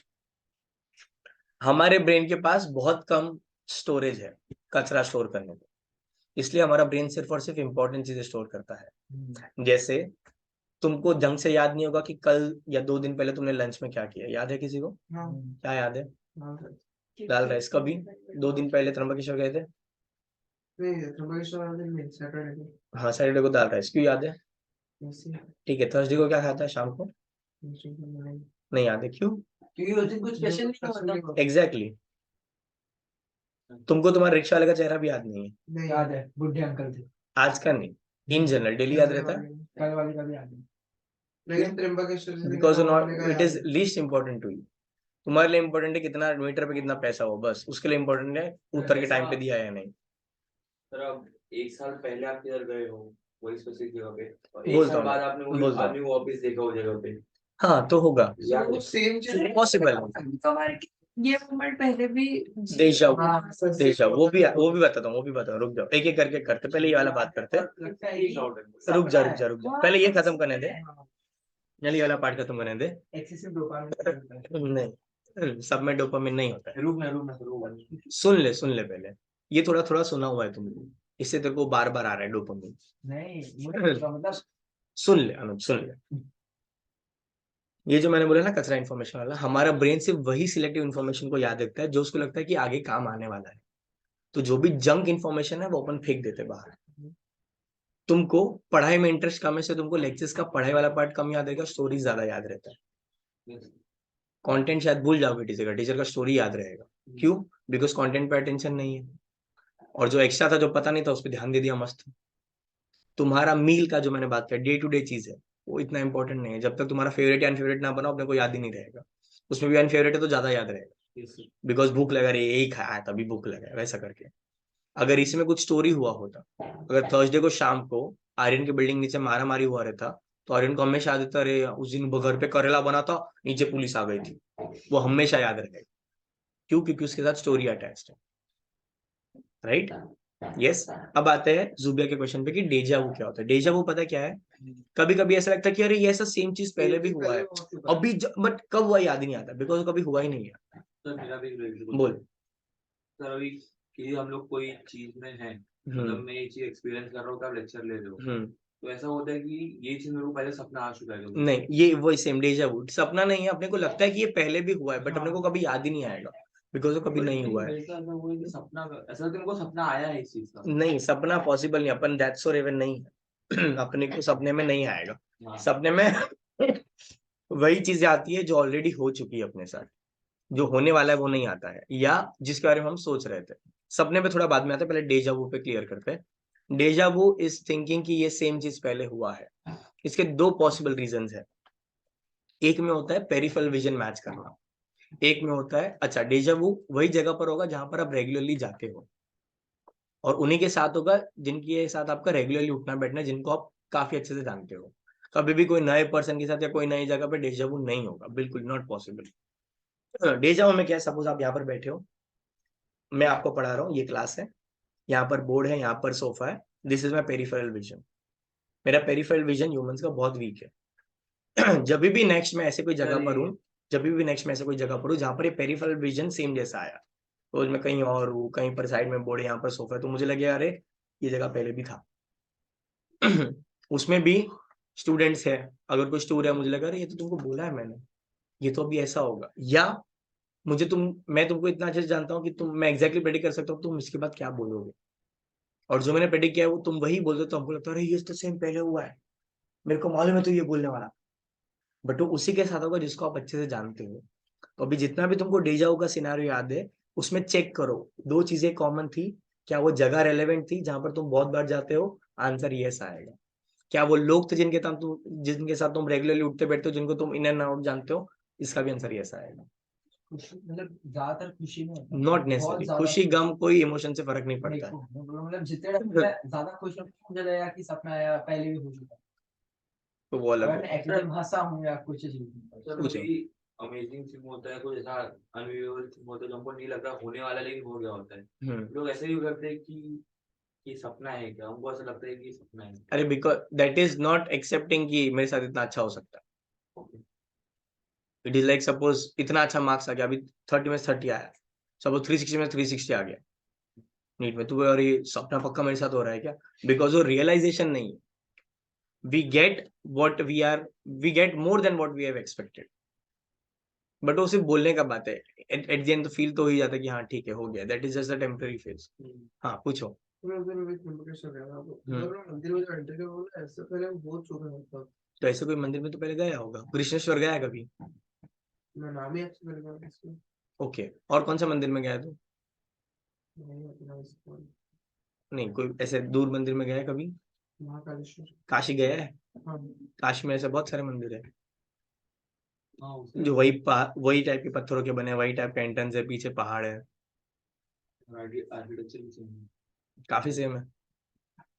Krishneshwar इसलिए बोला बिकॉज उन दोनों का मेकिंग ऑलमोस्ट द सेम है। काशी में लेकिन ऐसे मंदिर में एमपी। कैसे, हम्म। काशी में ऐसे मंदिरों में कैसे वो विश्वनाथ बोलते नहीं है। महाबलेश्वर गया है कभी? ठीक है, महाबलेश्वर में भी एक ऐसा मंदिर है। पॉसिबल है, बहुत सारे टेम्पल्स, बहुत सारे मॉन्यूमेंट्स का स्ट्रक्चर ऐसा होता है कि अपने को लगता है कि यहाँ पर पहले गए हैं, या कभी कभी तुम्हारा एकदम कोर मेमोरी बन जाता है। सपोज तुम बचपन में कहीं पर गए मैं बचपन में त्रिम्बकेश्वर गया था। थे और वहां का तुमको कुछ याद नहीं, बस उस जगह पर्टिकुलर याद है, और फिर कभी फील ही नहीं होता कि ये कहीं कहीं पे तो एक जगह देखा है मैंने बचपन में, बहुत मस्त है। वो यूजुअली कब होता है पता है? जब अपन बहुत नींद में है, और हमेशा ये बचपन में होता है कि अपन कहीं पे भी घर वालों के साथ जा रहे हैं, अपन सोए कोई तो ट्रिप में, मम्मी बस ले लेके चल रही है अपने को, अपना आँख थोड़ा थोड़ा खुला, अपन कुछ चीज देख रहे हो फिर भूल जाते हैं, बट वो इमेज रह जाता है ब्रेन में, और फिर वो याद ही नहीं आता कि ये कहाँ पर देखा है हमने, बिकॉज वो बचपन का मेमोरी है। नहीं सर, जो बचपन का मेमोरी हम थे उसमें, फिर भी हमको उतनी सी याद नहीं, तो दैट इज बिकॉज अपने ब्रेन को इतना इंपॉर्टेंट नहीं लगता याद रखने जैसा। अब जैसे तुझे एक या दो इंसिडेंट याद होगा जब तूने शायद बचपन में बेड गीला किया होगा या सुसु किया होगा, पॉटी किया होगा, तेरे को हर इंसिडेंट थोड़ी याद रहेगा। तो समझो, एक या दो जहां पर अत्यंत ही एम्बेरसमेंट मिल गया था जिंदगी में, वो याद रहेगा ना। अब हर बार का थोड़ी याद रहेगा, सिलेक्टिव चीज याद रखेंगे, बाकी सब भूल जाएंगे। फोटोग्राफ जब तुम देखते हो, फिजिकल फोटोग्राफ, तब लगता है अरे हाँ ये मेरे को कपड़ा याद है, ये ऐसा कपड़ा था, बट एक फोटो खींचा हुआ याद ही नहीं है। हुआ है फोटोज के साथ कभी ऐसा? यू नो योर ड्रेस, कि अरे ये मेरे पास कपड़ा, मेरे को शॉट याद है मेरा, यार बर्थडे का शॉट था, बर्थडे पे ये किया था भाई, फोटो खींचा, फोटो याद नहीं है मेरा। और वो भी तुम जैसे जैसे बड़े हो गए। हाँ स्पेशल कुछ था, जैसे शादी में हमने फोटो लिया, बहुत साल बाद देख रहे हो, तो याद है कि शादी का फोटो है। हाँ वो तो याद रहेगा, तेरे को कपड़ा भी याद रहेगा, उसका इवेंट भी याद रहेगा, अगर तेरा मेमोरी अच्छा है तो अगर ये एज में तू फोटो कोई खींच रहा है और तू 20 साल बाद तेरे को पक्का याद रहेगा। बट अगर तेरा एकदम बचपन का मेमोरी है, जहाँ पर तू may be fourth fifth third fourth में, तो नहीं याद रहेगा। तेरे को तेरे दोस्त भी शायद इसका नाम क्या था, ये था। अभी एक काम करना, स्कूल का जो फोटो था ना, क्लास फोटो, सर चेहरा याद रहता है। स्कूल में जब तक तुम थे, तुमको हर एक स्टैंडर्ड का इसका नाम, ये इसका नाम सब याद रहता था। हाँ जैसे स्टैंडर्ड बोलोगे वैसे ऐसे रोल नंबर स्टैंडर्ड सब, अरे इसका नाम क्या, अरे वो था ना, अरे इधर रहता था, वो इधर रहता, इधर क्या नाम है इसका, अरे ओमकार, अच्छा ओमकार, अरे हाँ ओमकार नाम है इसका, फिर सब याद आएगा टक टक टक टक सब। वो सिलेक्टिव मेमोरी, हम लोग को हमारे ब्रेन को जो इंपॉर्टेंट लगता है वो याद रखे, नहीं रखेगा भूल जाएगा, खत्म।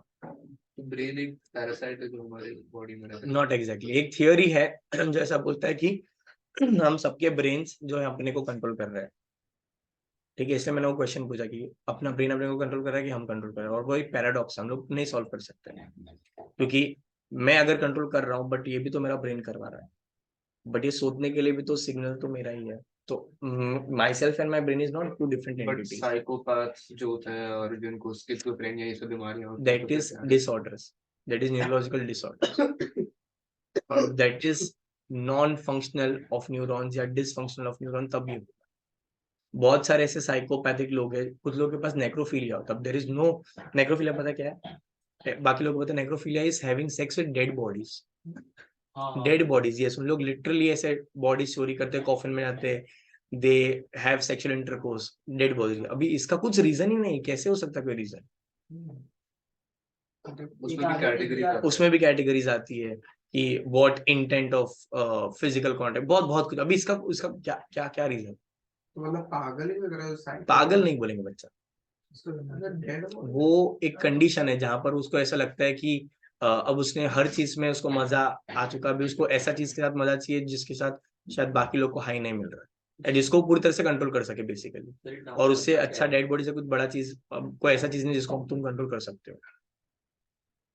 साइकोपैथ एग्जैक्टली होता क्या है? साइकोपैथ मतलब वो जो ऐसी चीजें करे जो नॉर्मल लोगों को बहुत वियर्ड लगे, जैसे ये नेक्रोफिलिया हो गया।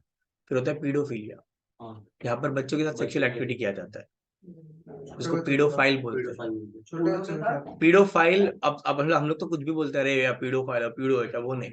अगर बच्चे लोग से प्यार करना है, नॉट पीडोफाइल। उनको सेक्सुअली अम्यूज करना है, सेक्सुअली उनकी तरफ अट्रैक्टेड होना, दैट इज पीडोफिलिया। एक केस था पाकिस्तान, पता है आपको? Very good, yes. पाकिस्तान में एक आदमी ने लिटरली मोर देन 150 बच्चों को मार दिया। बताता हूँ कैसे मारा। बहुत पैसा था, कोठी बंगले वाला प्रॉपर आदमी था। लिटरली इसने ऐसा गेम जोन स्टार्ट किया था छोटे बच्चों के लिए। He was a gay man, ठीक है, उसको गे तो नहीं बोलना चाहिए, बट उसका सेक्सुअल प्रेफरेंस बच्चों की तरफ था, यंग बच्चों की तरफ। उनको एज अ घर पे लड़को लड़को लड़को यंग, हाँ क्या यंग यंग मतलब बताता ना कितने young, second standard, fourth standard, fifth standard, seven standard, ये एज के लड़कों की तरफ उनको पैसे देता था। बोलता था गेम खेलो इधर, ठीक है। गेम खेलने के बाद बोलता था एक काम कर, 100 रुपया दे, 100 रुपया रखता हूँ, तू मेरे लिए ये करके दिखा। और फिर लोगों को लेके जाता था, उनके साथ एक्टिविटीज करता था, सेक्सुअल एक्टिविटीज, और उनको गेम खिलवा के मुंह बंद करवाता था। उसके बाद जब उसको एक पर्टिकुलर बच्चे से मन उब गया तो उसको किडनैप करके मार देता था, उसके बॉडी के पार्ट्स कर देता था और उसको एसिड में डुबा देता था, बॉडी के पीसेस को। ना, कोई पहचान ना। रुको रुको रुको, and the worst part was वो उसका हिसाब रखता था। कितने लोगों को डुबाया?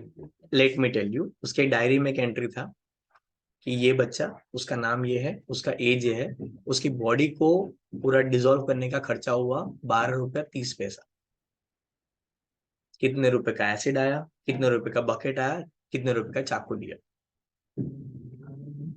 उसके पास डायरी था जिसमें उसने 150 लोगों को कैसे मारा है, कैसे अकाउंट किया, कितना खर्चा किया। उसने लिटरली लिखा है इसकी जान की कीमत 12 रुपए 30 पैसे, सब जोड़ के। अकेला ही रहता था डेफिनेटली। उसके पूरे घर पे बंगलों में उनको 5 बड़े बड़े ड्रम मिले जिसमें सिर्फ डिजोल्व हड्डियां थी, और पूरे घर में कहीं पर खून पड़े हुए हैं, कहीं पर बाल पड़े, कहीं पर फीसिस है, कहीं पर यूरिन है।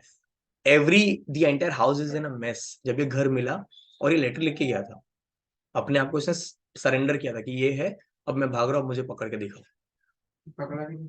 पकड़ा 2 4 6 महीने बाद। 2 4 6 महीने तक सोच कहाँ कैसे रहा होगा ये। और 2 4 6 महीने तक वो एरिया का या वो पार्ट का तो हालत सोच की, ऐसा बंदा अपने पास रहता था। इमेजिन कर, ऐसे तुम्हारे एरिया में कोई बंदा है, कोई घर है जिसमें इतना सब डेड बॉडीज था, ठीक है, 4 5 डंबर और 150 बच्चे, 150 बच्चे इज ह्यूज नंबर। और 150 बच्चे को तो एंट्री है, उसमें कितना मारा रहेगा कि तो वो तो मालूम भी नहीं अपने को। और इससे बड़ा साइकोलॉजिकल डिसऑर्डर क्या हो सकता है? इसका शादीशुदा हो चुका था, डिवोर्स हो चुका था, सब कुछ, पैसा है, बिजनेस, सब कुछ है इसके पास। अब वो इतना सब अफोर्ड कर रहा है, he is a very rich guy. That is what उसको, हाँ उसको बस ये था कि इसका, मैंने मतलब उसका ये फेटिश था कि मतलब देख, मैं इसका भी रेट, मैं इसको 12 रुपए में निपटा दिया, इसको 15 रुपए लगाया मैं सिर्फ इसकी बॉडी को डिस्पोज करने के लिए। If you see the images, उसका इमेजेस तुमको नहीं मिलेगा, गूगल ने हटा भी दिया है। लिटिल सी ब्लड इमेज, जहाँ पर सब स्केलेटन है, स्कल्स है, नहीं आदमी का तो फोटो है ना, बट उसके घर का फोटो जो सबसे बड़ा एविडेंस है। और कितने सारे सैंपल्स मिले सोच उधर। नहीं, अपने 60s का बात है, 60s का केस है ये, 60 70s का केस है, मतलब पुराना नहीं है। ऐसे ऐसे केसेस भी है। तो दैट इज साइकोलॉजिकल डिसऑर्डर, जहां पर आप वो चीजें सॉरी, जहां पर आप वो चीजें करते हो जो नॉर्मल लोगों के लिए बहुत ही वियर्ड है, that is psychological disorder. Okay, और अगर आप बात करोगे उसका इंटरव्यू सुनोगे, तेरे को लगेगा ना कि अच्छा इसने ये सब किया है क्या। मैं ऐसा नॉर्मल स्ट्रेट फेस पे जवाब देता कि हाँ ये ऐसा हुआ, ये ऐसा किया। और नेक्रोफिलिया का जो केस बोल रहा था मैं, वो भी एक पाकिस्तान का बंदा था, वो ग्रेव डिगर था। उसका काम था, मोटिवेशन उधर ही हाँ, नहीं करता था। उसमें ही वो ये सब करता था। और वो क्या करता था, जो यंग फीमेल्स होती थी Yes. जिनका डेथ होता था, उनके साथ जाके ये परफॉर्म करता था। प्लस उसको जब पूछा गया, वो बोलता है कि नहीं मैं नहीं करता था, एक और बंदा था जिसने मुझे ये सिखाया। तो उसको स्किज़ोफ्रेनिया भी था, मतलब ऐसा कोई बंदा एग्जिस्ट नहीं करता था। उसको इमेजिन हुआ कि मैंने ये खुद से नहीं किया, मुझे किसने सिखाया गया था। वो सिखाने वाला चला गया और मर गया, और मुझे ये आदत डाल के गया। ओके। और ये ऐसा भी नहीं कि ये ऐसे कुछ चोरी वोरी करता था, प्रॉपर ऐसा, हाँ। और इसको जब लोगों ने पकड़ा तो वो एकदम, उसका इंटरव्यू देखोगे तुमको लगेगा कि नॉर्मल बंदा है, बेचारा लग गया तुमको कि हाँ मैं माफी मांगता हूँ, जो सजा देंगे मैं कबूल है मुझे, बस गंदी आदत लगा गया, वो उसके ऊपर ही ब्लेम कर रहा, और जबकि ऐसा कोई बंदा एग्जिस्ट नहीं करता था। बात में पता चला कैसा हुआ इस स्टोरी। हाँ। ऐसे सब मैं एक इंटरव्यू ले रहा था एक बार, वो 2001 का पार्लियामेंट अटैक का जो मेन क्रिमिनल था ना, उसका भी ऐसे इंटरव्यू देखो ना तो बोलोगे कितना भोला है, हाँ, मतलब सी स्ट्रेटली बोल रहा था ऐसा ऐसा ये हुआ। जो टेररिज्म वाला पार्ट ना, that is all brainwashing. उनमें the head has played a very important role. Yes. कोई भी टेररिस्ट ऑर्गेनाइजेशन या कोई भी रिलीजियस ऑर्गेनाइजेशन, यहाँ पर ब्रेन वॉशिंग मस्त होता है। ओके। ये जितने भी ये लोग, जितने बाबा लोग पकड़े गए, उनका भी भक्त लोग को देखोगे, उन लोग क्या ऐसे मन, उन लोग को यकीन ही नहीं होता कि बाबा ऐसा कैसे कर दिया। ऐसा तो वो एक स्टोरी क्यों दिखाते हैं कौन सा? कि तुम ऐसा करो तुमको क्या क्या बोलते हैं जन्नत नसीब अरे because that is the only thing ना, जो फियर है उनका। तुमको उन लोग सबको वही वॉट एवर दे मिला डू, है। उनको क्या है कि मैं जो भी कर रहा हूँ, और उनको उसी तरीके से ट्रेन किया गया है। सी, हर रिलीजन में there are certain things which are very evident. जैसे हम अपने में है कलयुग होगा, खत्म होगा। ठीक है, इस्लाम में कि जजमेंट डे आएगा, कयामत की दिन पे अपना जजमेंट होगा कि हम लोग या तो उस पार रहेंगे या तो इस पार रहेंगे। तो उनको वो देकर उन लोग से कम का ये सब काम करो कि तुम ये करो तुम्हारा गुड डीड्स बढ़ेगा, तुम अच्छे के लिए कर रहे हो। जिंदा हो गया। And that is pure brainwashing. इन लोग सिर्फ एलिमेंट्स है, they are been control by somebody else. वही बोलो, रिलीजियस वो जो अभी, अब मेरे को नाम नहीं देना है बहुत सारे ऐसे बापू लोग थे, ठीक है, आसराम बापू, एग्जैक्टली। घर वाले जो लोग थे, उनकी बेटियों के साथ गलत गलत हो, उनकी बेटी आके कंप्लेन कर रही है, बट सोच पेरेंट्स का डिवोशन इतना है कि उन लोग पेरेंट्स मानने को रेडी नहीं है। पेरेंट्स को लगता है कि शायद मेरी बच्ची गलत बोल रही है। हाँ, पकड़ा गया, अभी इतना सब लोग का आएगा तो पकड़ा ही जाएगा ना। वीडियो जाने दो बच्चा, बट तू वो साइकोलॉजी सोच कि पेरेंट है, पेरेंट को उसकी बच्ची आके कंप्लेन करेगी मेरे साथ ये हो रहा है, but the faith is so blind कि भरोसा, अरे ऐसा कैसा हो सकता है, ये थोड़ी कर सकते हैं। एंड इमेजिन कर, जो लोग उनको फॉलो करते थे, उनका फेथ का क्या वाट लगा रहेगा ना। अभी तक literally, not even kidding, literally मेरे क्लोज फैमिली मेंबर्स में से भी बहुत लोग थे जो फॉलो करते थे उनको। उनके घर पे कैलेंडर पे उनका फोटो होता था। उनको क्या हर्ट हुआ रहेगा सोच कि अरे हम लोग ने जिनको इतना इज्जत दिया, जिनके हम लोग ऐसा भगवान के आगे उनका फोटो रखा था, and this is the reality. अब उन लोग क्या करते, जब आता रे जो हमको सुनना ही नहीं है, बिकॉज उनको बहुत बिट्रियल फील होता है कि तुमने जिसको इतना ऊंचा दर्जा दिया, ये ऐसा निकला, क्या करेंगे। अभी तो कोई लोग आरती, कुछ लोग आरती करते हैं। बहुत बहुत लोग करते हैं, करने वाले हमेशा करेंगे। बट माई पॉइंट इज, तू इमेजिन कर कि क्या लेवल पर उन्होंने उसको इतना हाई दर्जा दिया। बहुत सारे कल्ट्स थे ना, अभी भी है बहुत सारे। चलो, साइनेप्स पे आते हैं वापस। Connection between two neuron, synapse, yes, दो न्यूरॉन के बीच का कनेक्शन है। दो एक्सॉन के बीच में होगा तो एक्सो एक्सोनिक, एक्सॉन और डेंड्रॉन के बीच में होगा तो एक्सोडेंड्रोनिक, जो यूजुअली हम लोग पढ़ते हैं साइनेप्स। और दो डेंड्रॉन के बीच में होगा तो डेंड्रोडेंड्राइटिस, जो हमारे ब्रेन में होता है बच्चा। और डेंड्रोडेंड्राइटिस के जो कनेक्शन है वो काफी स्ट्रांग होता है, जिसके वजह से हम लोग बैक टू बैक चीजें कर सकते हैं या सोच सकते हैं। ब्रेन में ना कितने न्यूरॉन्स हैं? मिलियंस। मिलियंस, कितने millions? 3 to 4 3 to 4 million, 40 lakh. एक से दो।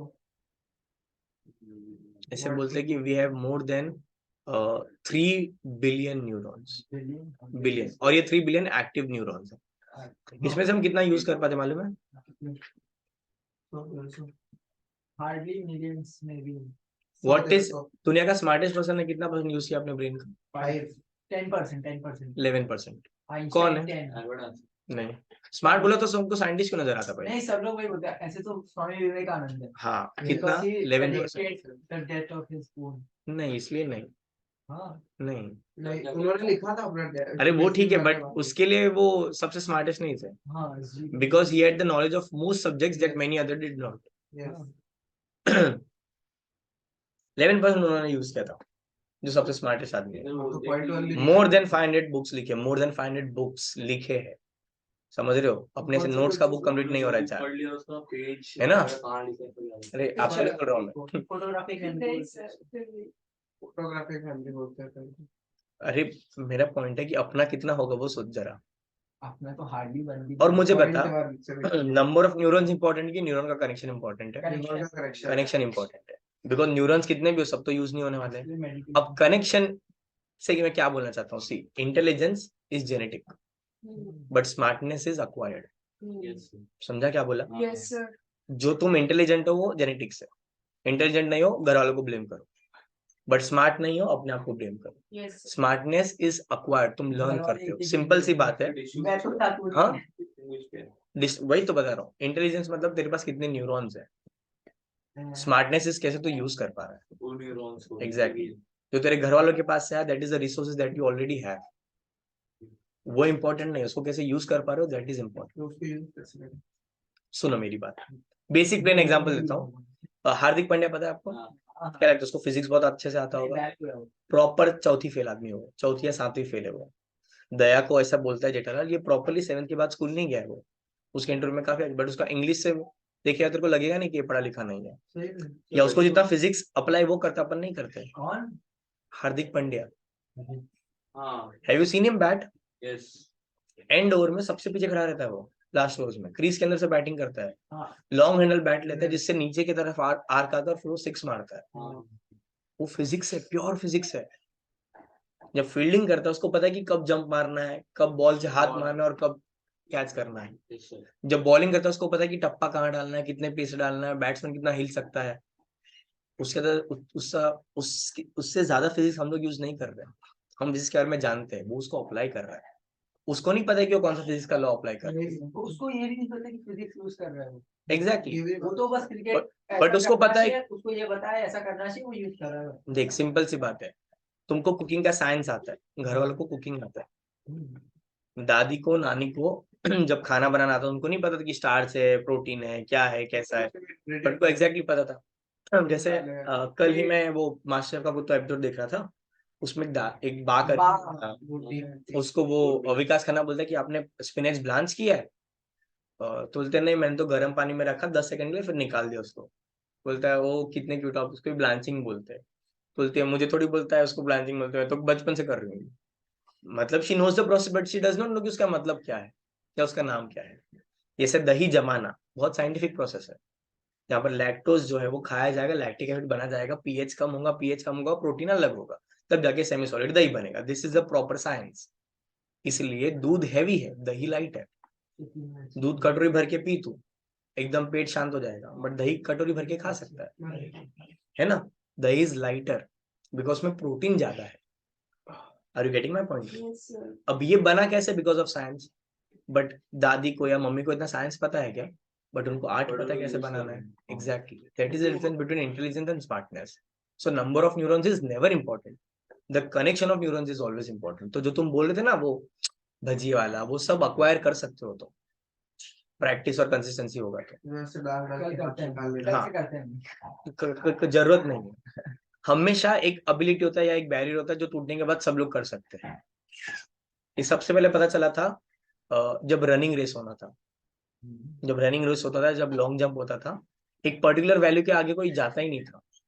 Suppose I think so long jump का रेंज था कि 16 मीटर से आगे जाता ही नहीं था किसी का। ये दिमाग में वही बैठ गया उतना। तो सबके ब्रेन में था 16 मीटर मतलब बाप रे, वो फिर एक बार किसने तोड़ दिया 16 मीटर का बैरियर, 16.2 कर दिया। कट टू 6 महीने बाद वो रिकॉर्ड 3 बार टूटा। चल लॉन्ग जंप का तो अपने को आइडिया नहीं है, क्रिकेट का तो बताए सबसे पहला 200 कौन मारा था?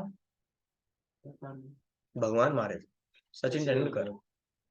200 run 183 balls against south Africa, Gwalior 2010। 2010 तक क्रिकेट कब से चालू हुआ है? अपने पैदा होने से पहले से। तब से लेकर 2010 तक वनडे में एक भी 200 नहीं था।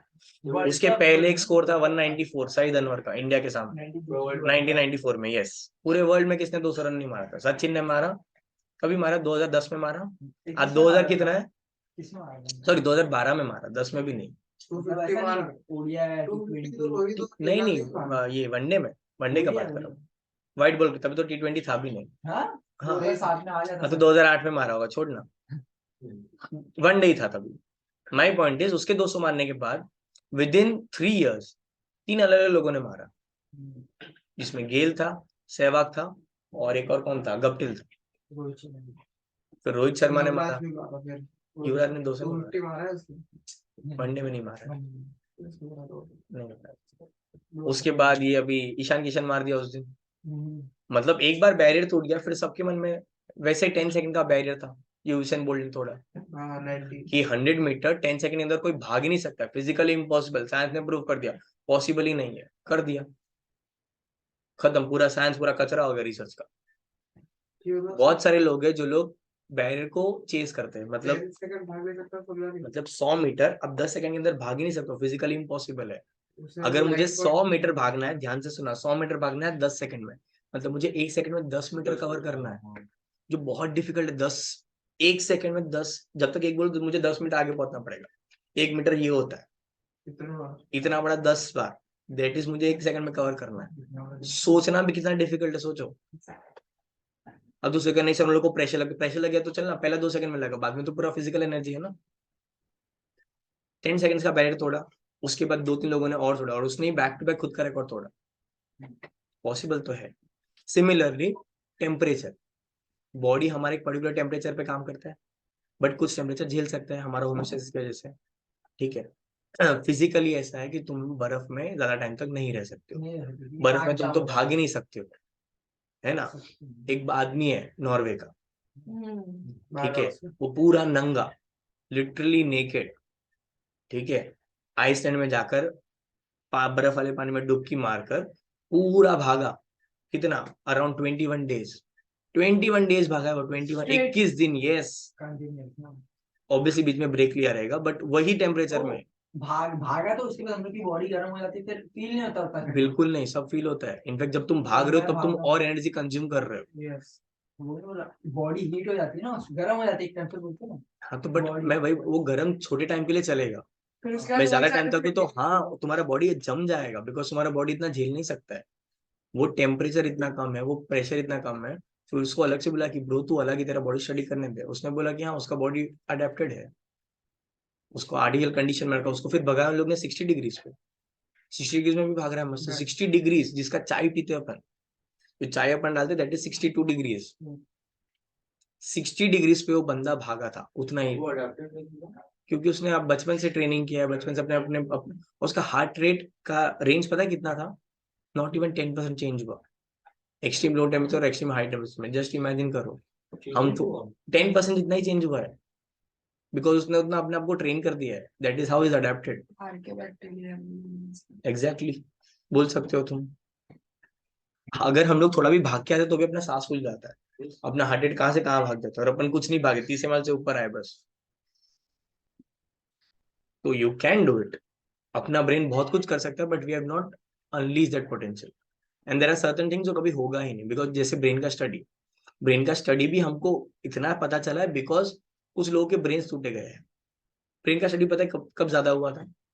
Any idea? 90s world war के टाइम पे, वर्ल्ड वॉर 1 के बाद, world war, because world war 1 के टाइम पे इतने बकवास वेपन से कि कोई मरता नहीं था।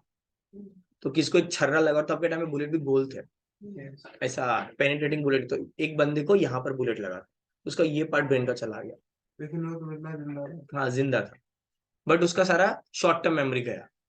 हाँ, शॉर्ट टर्म मेमोरी मतलब उसको बेसिक जो डे टू डे लाइफ में वो सब भूल गया, बट लंबी लंबी चीजें याद है। तब मालूम पड़ा कि हाइला ये पार्ट शायद शॉर्ट टर्म मेमोरी के लिए होगा। एक और बंदा था जिसका ऑक्सीपिटल गया, ठीक है, तो वो सारे पार्ट मालूम पड़ा, अच्छा ये सारी चीजें वहां से रिलेटेड होगी। उसके बाद MRI वगैरह बना। आज हम लोग पढ़ सकते हैं कि कौन सा न्यूरॉन कैसे एक्टिवेट होता है, क्या चल रहा है, तो भी हम लोग एग्जैक्टली नहीं पता कर सकते। हम बस प्रेडिक्ट करते हैं कि ये वाला पार्ट एक्टिवेट है, ये वाला पार्ट ये फंक्शन देता होगा। करते हैं ना बच्चा, वही तो बोल रहा हूँ, ये सब डेटा से ही करते हैं, बट उसमें भी बहुत सारी चीजें अभी भी अननोन है। तुक्के नहीं बच्चा, अभी भी बहुत सारी चीजें अननोन है। न्यूरोसर्जन ज्यादा सक्सेस नहीं होती है। हाँ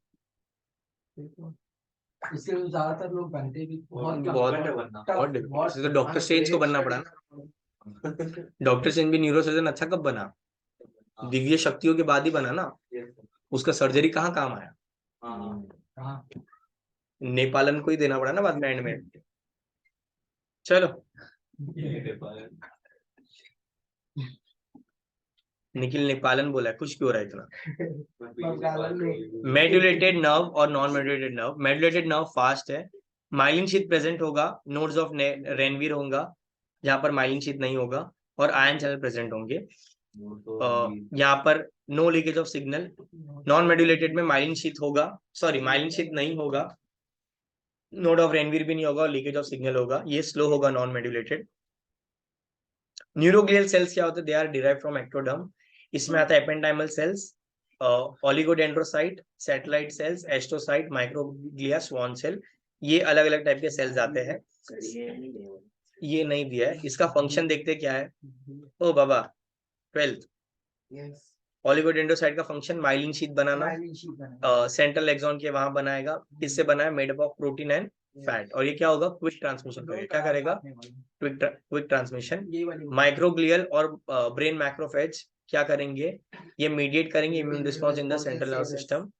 एस्ट्रोसाइट, एस्ट्रोसाइट मतलब स्टार शेप सेल, ये बनाएंगे BBB, ये हमने डिस्कस किया है, ब्लड ब्रेन बैरियर। हमारे बॉडी में एक बैरियर होता है जहां पर ब्लड और ब्रेन के बीच में डिस्टिंक्शन होता है। ब्रेन में होता है CSF, क्या होगा? CSF क्या है? Cerebro spinal fluid. और बॉडी में क्या होगा? ब्लड और लिम्फ। जो ब्लड और लिम्फ का सामान है वो CSF तक नहीं जाना चाहिए। अगर ब्लड और ब्रेन लिम्फ का जो बैक्टीरिया है, पैथोजन, अगर ब्रेन तक गया CSF तक, तो वो डैमेज कॉज कर सकता है। तो इसलिए एक बैरियर होता है जो बनाता है एस्ट्रोसाइट्स, जो रेगुलेट करता है कि जो इन्फेक्शन है वो यहाँ तक नहीं आना चाहिए। खत्म। ये कभी कभी पास हो जाता है, और अगर ये पास हो गया तो होता है प्रॉब्लम, जैसे हेलुसिनेशंस, ऐसे सिनेरियो जो नहीं है।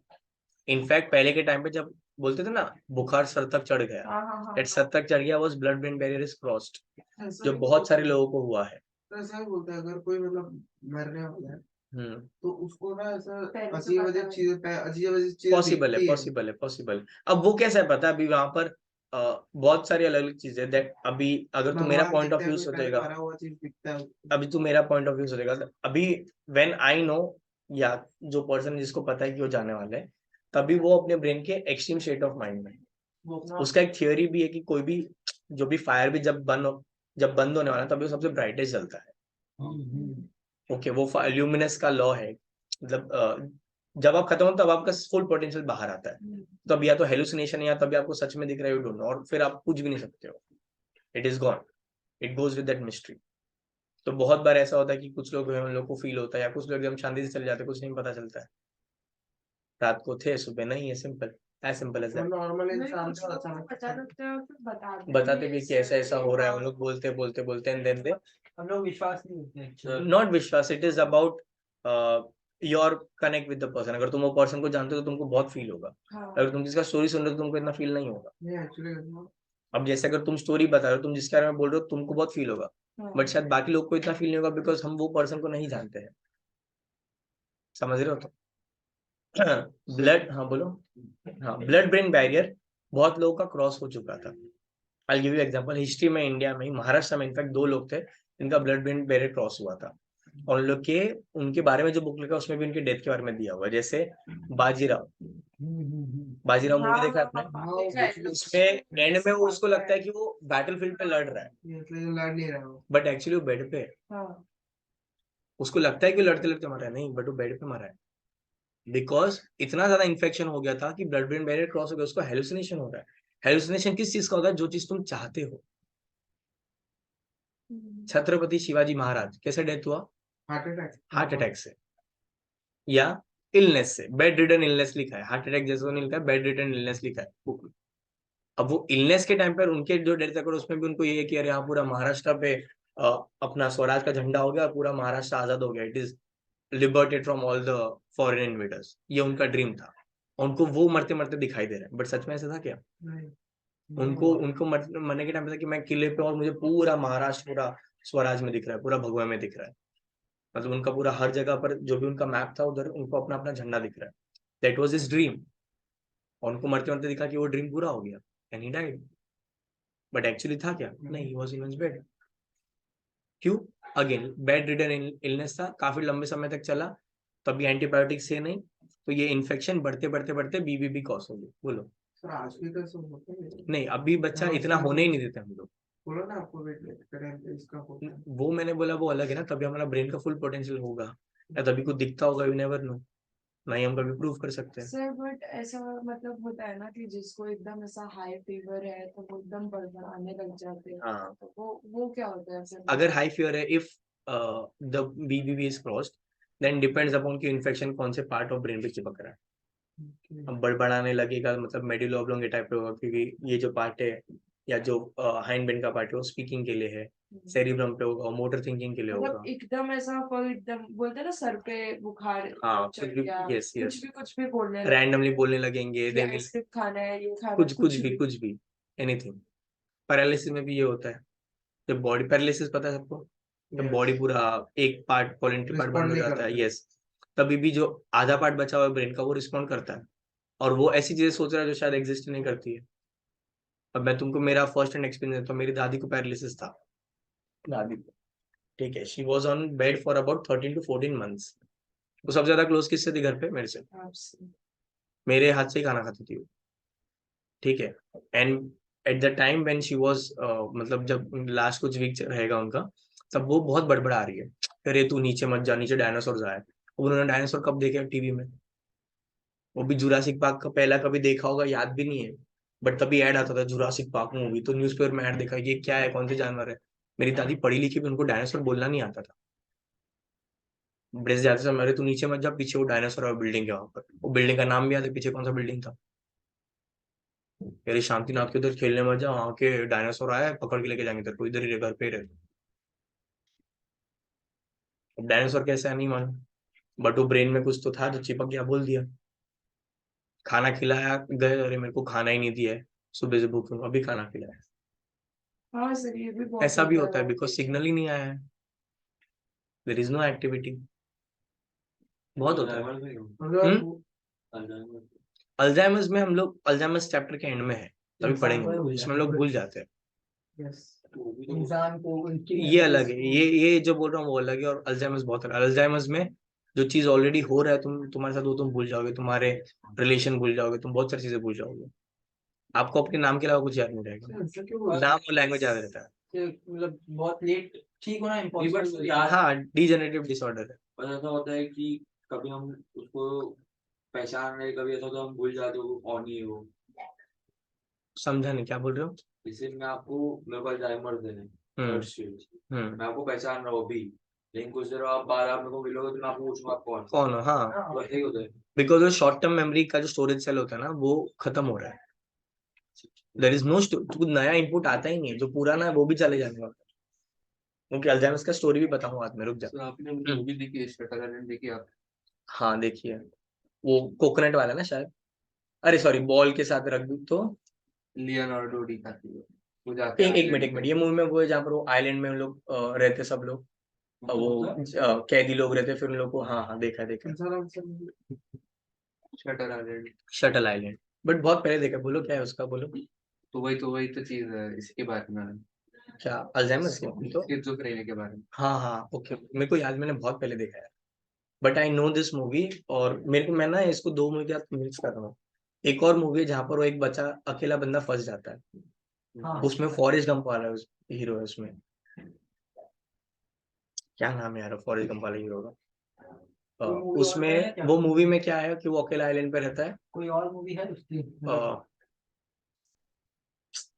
कैसे भूल गया यार मैं मूवी का नाम, उसमें पूरा पूरा Forrest कुछ Gump को मैंने सुना है। 30-40 साल मैंने सुना है, मैंने वो सुना है। बॉल के साथ रहता है, एक रग्बी बॉल के साथ। तो आपने बताया था मुझे। एक और मूवी है ना टर्मिनल जिसमें वो टॉम हैंक्स। टॉम हैंक्स, हाँ टॉम हैंक्स। ये कौन सी, ये ग्रीन माइल बोल रहे हो क्या? Tom Hanks movies and list, नहीं तो big. Forrest Gump, Elvis. Elvis Elvis Castor, Pinocchio. Pinocchio है, नाम है इसका? पिनोचियो।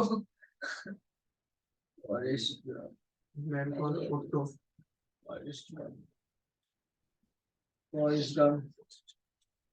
क्या नाम है? कास्ट अवे, कास्ट अवे, हाँ भाई, तो बोला तो ना कास्ट अवे, कास्ट अवे।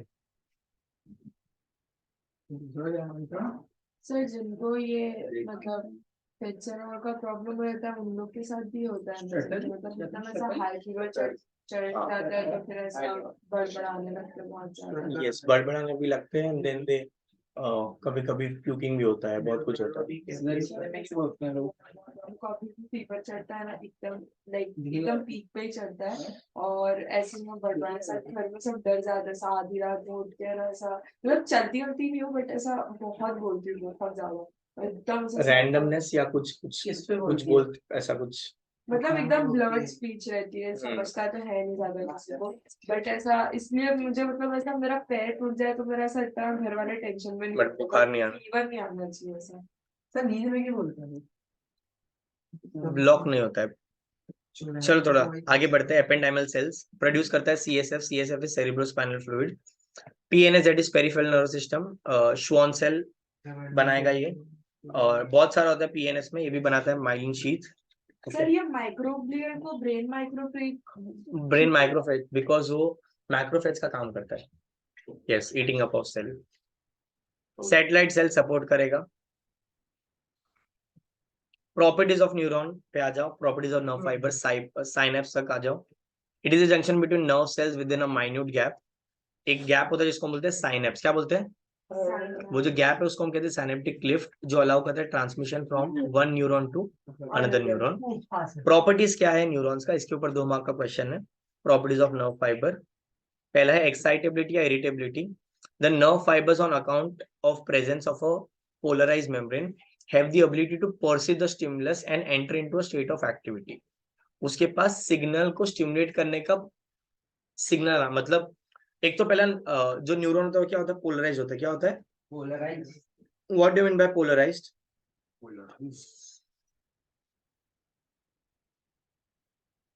तो what is polarised? Positive negative. हाँ, मतलब एक जगह पॉजिटिव चार्ज होगा, एक जगह नेगेटिव चार्ज होगा। इस पे एबिलिटी होना चाहिए सिग्नल लेने का। ठीक है, एक्साइटेबिलिटी इरिटेबिलिटी बहुत इंपॉर्टेंट है। अगर तुम कुछ रिसीव ही नहीं कर सकते हो तुम आगे नहीं बढ़ सकते हो, सिंपल, क्लियर। इन जनरल भी ह्यूमंस में भी टेंडेंसी होना चाहिए, the ability to absorb anything new. Okay, ability to absorb something new. कभी भी तुमने सोच लिया कि मेरे को सब आता है, कुछ जरूरत नहीं है, तो गया।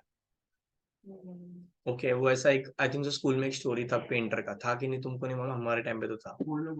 एक ऐसा जिस्ट बताता है, कैसा होता है कि वर्ल्ड फेमस पेंटर होता है, वो बचपन से पेंटिंग करता है, उसके पापा को बताता है, उसके पापा बोलते हैं ये नहीं ये कर, फिर वो बहुत अच्छा बनाता है उसको, और फिर बहुत उसका पेंटिंग बहुत फेमस हो जाता है। इतना फेमस हो जाता है, इतना फेमस हो जाता है, पहले वो सिटी में फेमस हो जाता है, फिर और थोड़ा बड़ा होता है तो पूरे शहर में फेमस हो जाता है, और थोड़ा बड़ा होता है, जब प्रॉपर जवान बनते हैं तब वो पूरे कंट्री का सबसे बेस्ट पेंटर होता है। उसके बाद वो बहुत सारे पेंटिंग बनाते हैं, 6-8 महीना लगा के पेंटिंग वेंटिंग बनाता है, दुनिया का बेस्ट पेंटर का उसका अवार्ड देते हैं। आदमी एक पेंटिंग बनाता है जो उसका सबसे ज्यादा 1.5, 2, 3, 4 साल लगा हुआ होता है पेंटिंग पे, डेली सिर्फ एक ही स्ट्रोक मारते हैं, ऐसा पेंटिंग बनाता है। फिर वो बहुत उसका तारीफ होता है, फिर वो अपने पापा को पूछता है कि अरे पापा कैसा लगा, तो उसके पापा बोलते हैं बहुत अच्छा, बट ये ऐसा करना चाहिए, ऐसा करना चाहिए। बहुत भड़क जाता है वो कि क्या पूरे दुनिया ने मेरे को इतना है कि आपको क्या है ये वो, कुछ पता नहीं आपको, आपको पता नहीं असली है पेंटर कैसा होता है, मैं ऐसा 3-4 साल से डेली एक एक मार रहा हूँ करके बहुत अच्छा एरोगेंटली बिहेव करता है। तो बोलते हैं कोई नहीं, बोलता है ये तेरा लास्ट पेंटिंग है, इसके बाद तो कोई अच्छा पेंटिंग नहीं बनाएगा। बोलता है ऐसा पॉसिबल ही नहीं है, मैं सबसे बेस्ट पेंटर, मेरा पेंटिंग बहुत अच्छा होगा, तो मैं आपको बना के दिखाऊंगा। फिर वो आने वाले 6 महीने में हर एक महीने में पेंटिंग बनाता है, बट कोई भी अच्छा नहीं जाता है। सब उसका क्रिटिसाइज करते हैं कि ये बराबर नहीं है, पहले ऐसा रहा नहीं है, मॉडर्नाइज नहीं हुआ ये वो। फिर वो बोलते हैं कि पता है कि तू कहाँ गया, तूने सीखना बंद कर दिया। बोलता you lost the ability to learn. The day you think you know everything, that is the day you know nothing. ठीक है, ये इन लोग कोच लोग भी बहुत बोलते हैं। ये कोई भी प्लेयर को सिखाना तो पहले उसको अनलर्न करना बहुत इंपॉर्टेंट है, कि क्या भूलना है मेरे को, वो इम्पोर्टेंट है, फिर मैं नया सीख सकता हूँ। बोला भी है, दंगल में बोल दी। इसमें दंगल बोला ही होगा, दंगल देखा नहीं, मेरे को देखना है यार। उसमें वो जो उसके नए इंटरनेशनल कोच में जाते हैं ना, तो बोलती है जितना तुमने अभी तक सीखा है सब भूल जाओ। मतलब वो उसके कोई dad भी इन ने जनरल सिखाया रहता है। इन जनरल भी कोई भी मैंने स्पोर्ट्स का एग्जांपल से, बिकॉज क्रिकेट में भी यही होता है। अभी गौतम गंभीर को मुझे बैटिंग सिखाना है, अब गौतम गंभीर ने जस्टिन लैंगर से बैटिंग सीखा, गौतम गंभीर का ट्रैक रिकॉर्ड जस्टिन लैंगर से बहुत अच्छा है, लैंगर क्या सिखाएगा उसको? बट लैंगर का एक्सपर्टीज कैसे एज अ कोच वो बहुत अच्छा है। कुछ लोग प्लेयर अच्छे होते हैं, कुछ लोग कोच अच्छे होते हैं। अब संजय बांगर बेस्ट बैटिंग कोच, संजय बांगर का बैटिंग देखा है कभी? मेरे को याद भी नहीं है प्लेयर था वो कोई, बस पता है उसमें एस बेनेगल करके आता था वो क्रिकेट 07 में, बैटिंग बॉलिंग दोनों करता था, बट सबसे अच्छा बैटिंग कोच है वो। अब वो धोनी को क्या बैटिंग सिखाएगा, सचिन को क्या बैटिंग सिखाएगा? बट उसको पहले बताना पड़ेगा कि थर्ड पर्सन से क्या गलत है, तो वो अनलर्न करना बहुत इंपॉर्टेंट है। तुमको लगता है कोहली टिप्स नहीं लेता होगा, रवि शास्त्री बोलता है तेरा रिकॉर्ड देख भाई 74th सेंचुरी 3 महीने में, है ना? उसको तो भी सीखना पड़ेगा। Conductivity is the ability to transmit the excitation. जो सिग्नल लिया है वो आगे भी तो भेजना है। Yes, stimulus it is any detectable physical chemical electrical change in the external or internal environment which brings about excitation in the nerve muscle or organ। तो स्टिमुलस आना चाहिए, कोई भी फिजिकल या केमिकल चेंज होना चाहिए। तुम्हारे लिए पूरा पूरा याद रखना जरूरी है। जुबिया आरिस, तुमको सिर्फ वर्ड्स याद रखना, एक्साइटेबिलिटी, कंडक्टिविटी, स्टिमुलस, ये तीनों प्रॉपर्टीज है नर्व फाइबर। क्लियर? उसके बाद आता है थ्रेशोल्ड स्टिमुलस। क्या आता है ये थोड़ा ध्यान से समझना। थ्रेशोल्ड स्टिमुलस क्या है कि एक मिनिमम वैल्यू चाहिए, उससे ज्यादा होगा तो ही सिग्नल आगे बढ़ेगा, उसको हम बोलते हैं थ्रेशोल्ड। क्या बोलेंगे? अगर वो कम है तो सबलिमिनल, ज्यादा है तो सुप्रालिमिनल। वो थ्रेशोल्ड लिमिनल्स में क्या है मालूम है? एक पर्टिकुलर वैल्यू के आगे है तो ही सिग्नल आगे बढ़ेगा, वरना सिग्नल आगे बढ़ेगा ही नहीं। जैसे सपोज आरिज वापस हाथ दो, मैं तुमको टच कर रहा हूँ, फील हो रहा है, ठीक है, बट पेन हो रहा है। एक पॉइंट आएगा जब तुमको पेन फील होना स्टार्ट होगा, बट वो मिनिमम रिक्वायरमेंट है, दैट इज पेन का फीलिंग। उसके बाद में थोड़ा और टोचा तो भी आरिज को उतना ही पेन होगा जितना पहले हो रहा था। बहुत जोर से इम्पैक्ट है तो पेन शायद बढ़ सकता है। इट इज लाइक तेरा क्रिकेट में जो बाउंड्री फील्ड होता है वो 60 मीटर का बाउंड्री, मैंने 60 मीटर का मारा शॉट तो भी 6 मिलेगा, 100 मीटर का मारा तो भी 6 ही मिलेगा। एक मिनिमम वैल्यू के बाद आगे बढ़ेगा, उसके बाद तू कितना भी जोर से भगा वो उतना ही स्पीड से जाएगा। क्लियर? फिर आता है submission effect. Submission effect is the effect caused by addition of impulses. अगर बैक टू बैक बहुत सारे सिग्नल भेज रहा हूं तो एक बड़ा सा इफेक्ट आएगा। यानी सपोज तुमने एक बार किया तो सामने वाले भाव नहीं दिया, 2-3 बार किया नहीं किया, तुम 4-5 बार कर रहे हो, फिर आगे वाला रख के दे देगा एक, है ना? अब वो तुम बोल रहे मैं तो सिर्फ टच कर रहा था, बट तू 20 बार किया है ब्रो, ध्यान नहीं दे रहा है ना? अब तो एक बार सबमिशन इफेक्ट आएगा ही। सिमिलरली जो छोटे छोटे सिग्नल्स है वो एक बड़ा इफेक्ट कॉज कर सकते हैं। ऑल और नन लॉ, या तो सिग्नल पूरा जाएगा या तो निकलेगा ही नहीं। यस, वो लास्ट मैन को बोलते हैं ना सिर्फ 4-6 मारने, टच पे रन ही नहीं, या तो बाहर मार या तो आउट हो जा। All or none law, either you are all in your or you are out. ठीक है, the nerve fiber will either conduct the impulse along its entire length or will not at all conduct the impulse। अगर वो signal weak है तो आगे ही नहीं लेगा कि एक मिनिमम वैल्यू दे फिर मैं पूरा पढ़ूंगा, उसको हम बोलते हैं ऑल और नन लॉ। क्या बोलेंगे? All or none law. फिर आता है एक refractory period. It is the time interval about millisecond during which a nerve fails to respond to its second stimulus however strong it is. ये जो millisecond refractory period है ना बच्चा, ये थोड़ा सा अलग है। रिफ्रैक्टरी पीरियड क्या है कि एक सिग्नल होगा दूसरे सिग्नल के बीच में ना कम से कम 1 मिलीसेकंड का गैप होना चाहिए, तो ही मेरा ब्रेन या मेरा बॉडी दो सिग्नल को अलग अलग परसीव करेगा। इसको ऐसे कंपेयर कर सकते हो जैसे तो आप फिजिक्स में पढ़ते हो साउंड, दो साउंड मुझे अलग अलग सुनाई देंगे, अगर दोनों के बीच में गैप होगा तो कितने का गैप होना चाहिए? पॉइंट। क्या पॉइंट? मतलब एको सुना है? दो एको के बीच में कितना डिस्टेंस होना चाहिए, कितना गैप होना चाहिए, वो भी वैल्यू है तुमको। 16 सेंटीमीटर। हाँ, 17 और 340 कुछ तो वैल्यू है, उतना होगा तो मुझे दो साउंड का एको मालूम पड़ेगा, वरना मुझे एक के ऊपर एक साउंड आएगा, मुझे दोनों भी सुनाई नहीं देगा। सिमिलरली इसी बात दो सिग्नल के बीच में 1 मिली सेकेंड का गैप होना चाहिए, तब जाके मैं दो सिग्नल को एज डिस्टिंक्ट सिग्नल पहचान सकता हूँ। क्लियर? साइनेप्टिक डिले जब भी न्यूरॉन में से नेक्स्ट न्यूरॉन पे जाता है, ऑल्दो कितना भी फास्ट हो तो भी वो थोड़ा सा जो रिस्पॉन्स है that delay is about 0.3 to 0.5 millisecond to cross a synapse. This time is required for the release of neurotransmitter. Synapse के पास न्यूरोट्रांसमीटर आएगा, वो रिलीज करेगा, फिर ये वाला पार्ट एक्सेप्ट करेगा, तब जाके सिग्नल आगे बढ़ेगा। यहाँ पर जो डिले है that is about 0.3 to 0.5 second. But I repeat, ये जो डिले है बच्चा, वो हम लोग ओवरकम कर सकते हैं बाय रेगुलर प्रैक्टिस। जैसे टाइम लिखा है 0.3 to 0.5 second synaptic delay, right? Yes. अब ये जो टाइम है वो हमेशा रहेगा हर न्यूरॉन में। तो जब मैं बोल रहा हूँ, आपके तक साउंड जा रहा है, आप उसको परसीव कर रहे हो और आप समझ के हाँ बोल रहे हो, ये सब में 0.3 to 0.5 का डिस्टेंस आना चाहिए, और उतना आता भी है। बट आप सब समझ रहे हो, अपने को इतना फास्ट पता चलता है because this time is very small to calculate. तो मुझे लगता है कि इंस्टेंटेनियसली हो रहा है, just like the speed of light. चालू किया, लाइट पहुंच गया, जबकि फोटोन गिरा है, बुक पे आया है, फिर आंख में आया, फिर मैंने देखा अच्छा वो बॉटल रखा है लाल कलर, मतलब इतना सारा सब होने के बाद भी लेकिन लगता है इतना फटाक से हो गया। अब ये 0.3 to 0.5 सेकेंड है ना? सेकंड जितना मायने नहीं रखता। नहीं रखता है, बहुत मायने रखता है। बताता हूँ कब मायने रखता है। इतना कम टाइम है, मतलब इतने कम टाइम में कोई भी पर्सन का कुछ भी काम करना पॉसिबल है क्या? नहीं, बट पॉसिबल है। जैसे अगर आप रिएक्शन टाइम देखोगे प्लेयर्स का, उससे कम होता है। MS धोनी का एक स्टंपिंग 0.5 सेकंड में है। यस हां यस, रिएक्शन टाइम 1.1 सेकंड। मतलब उसने उतने टाइम में हाथ में बॉल लिया, उसको जज किया और स्टंप पे मार दिया, प्रेशर लगा, out. That time is 0.5 millisecond. Imagine करो, उतना साइनेप्स को टाइम लगता है डिले में, बुक में लिखा है, उसको पार कर दिया।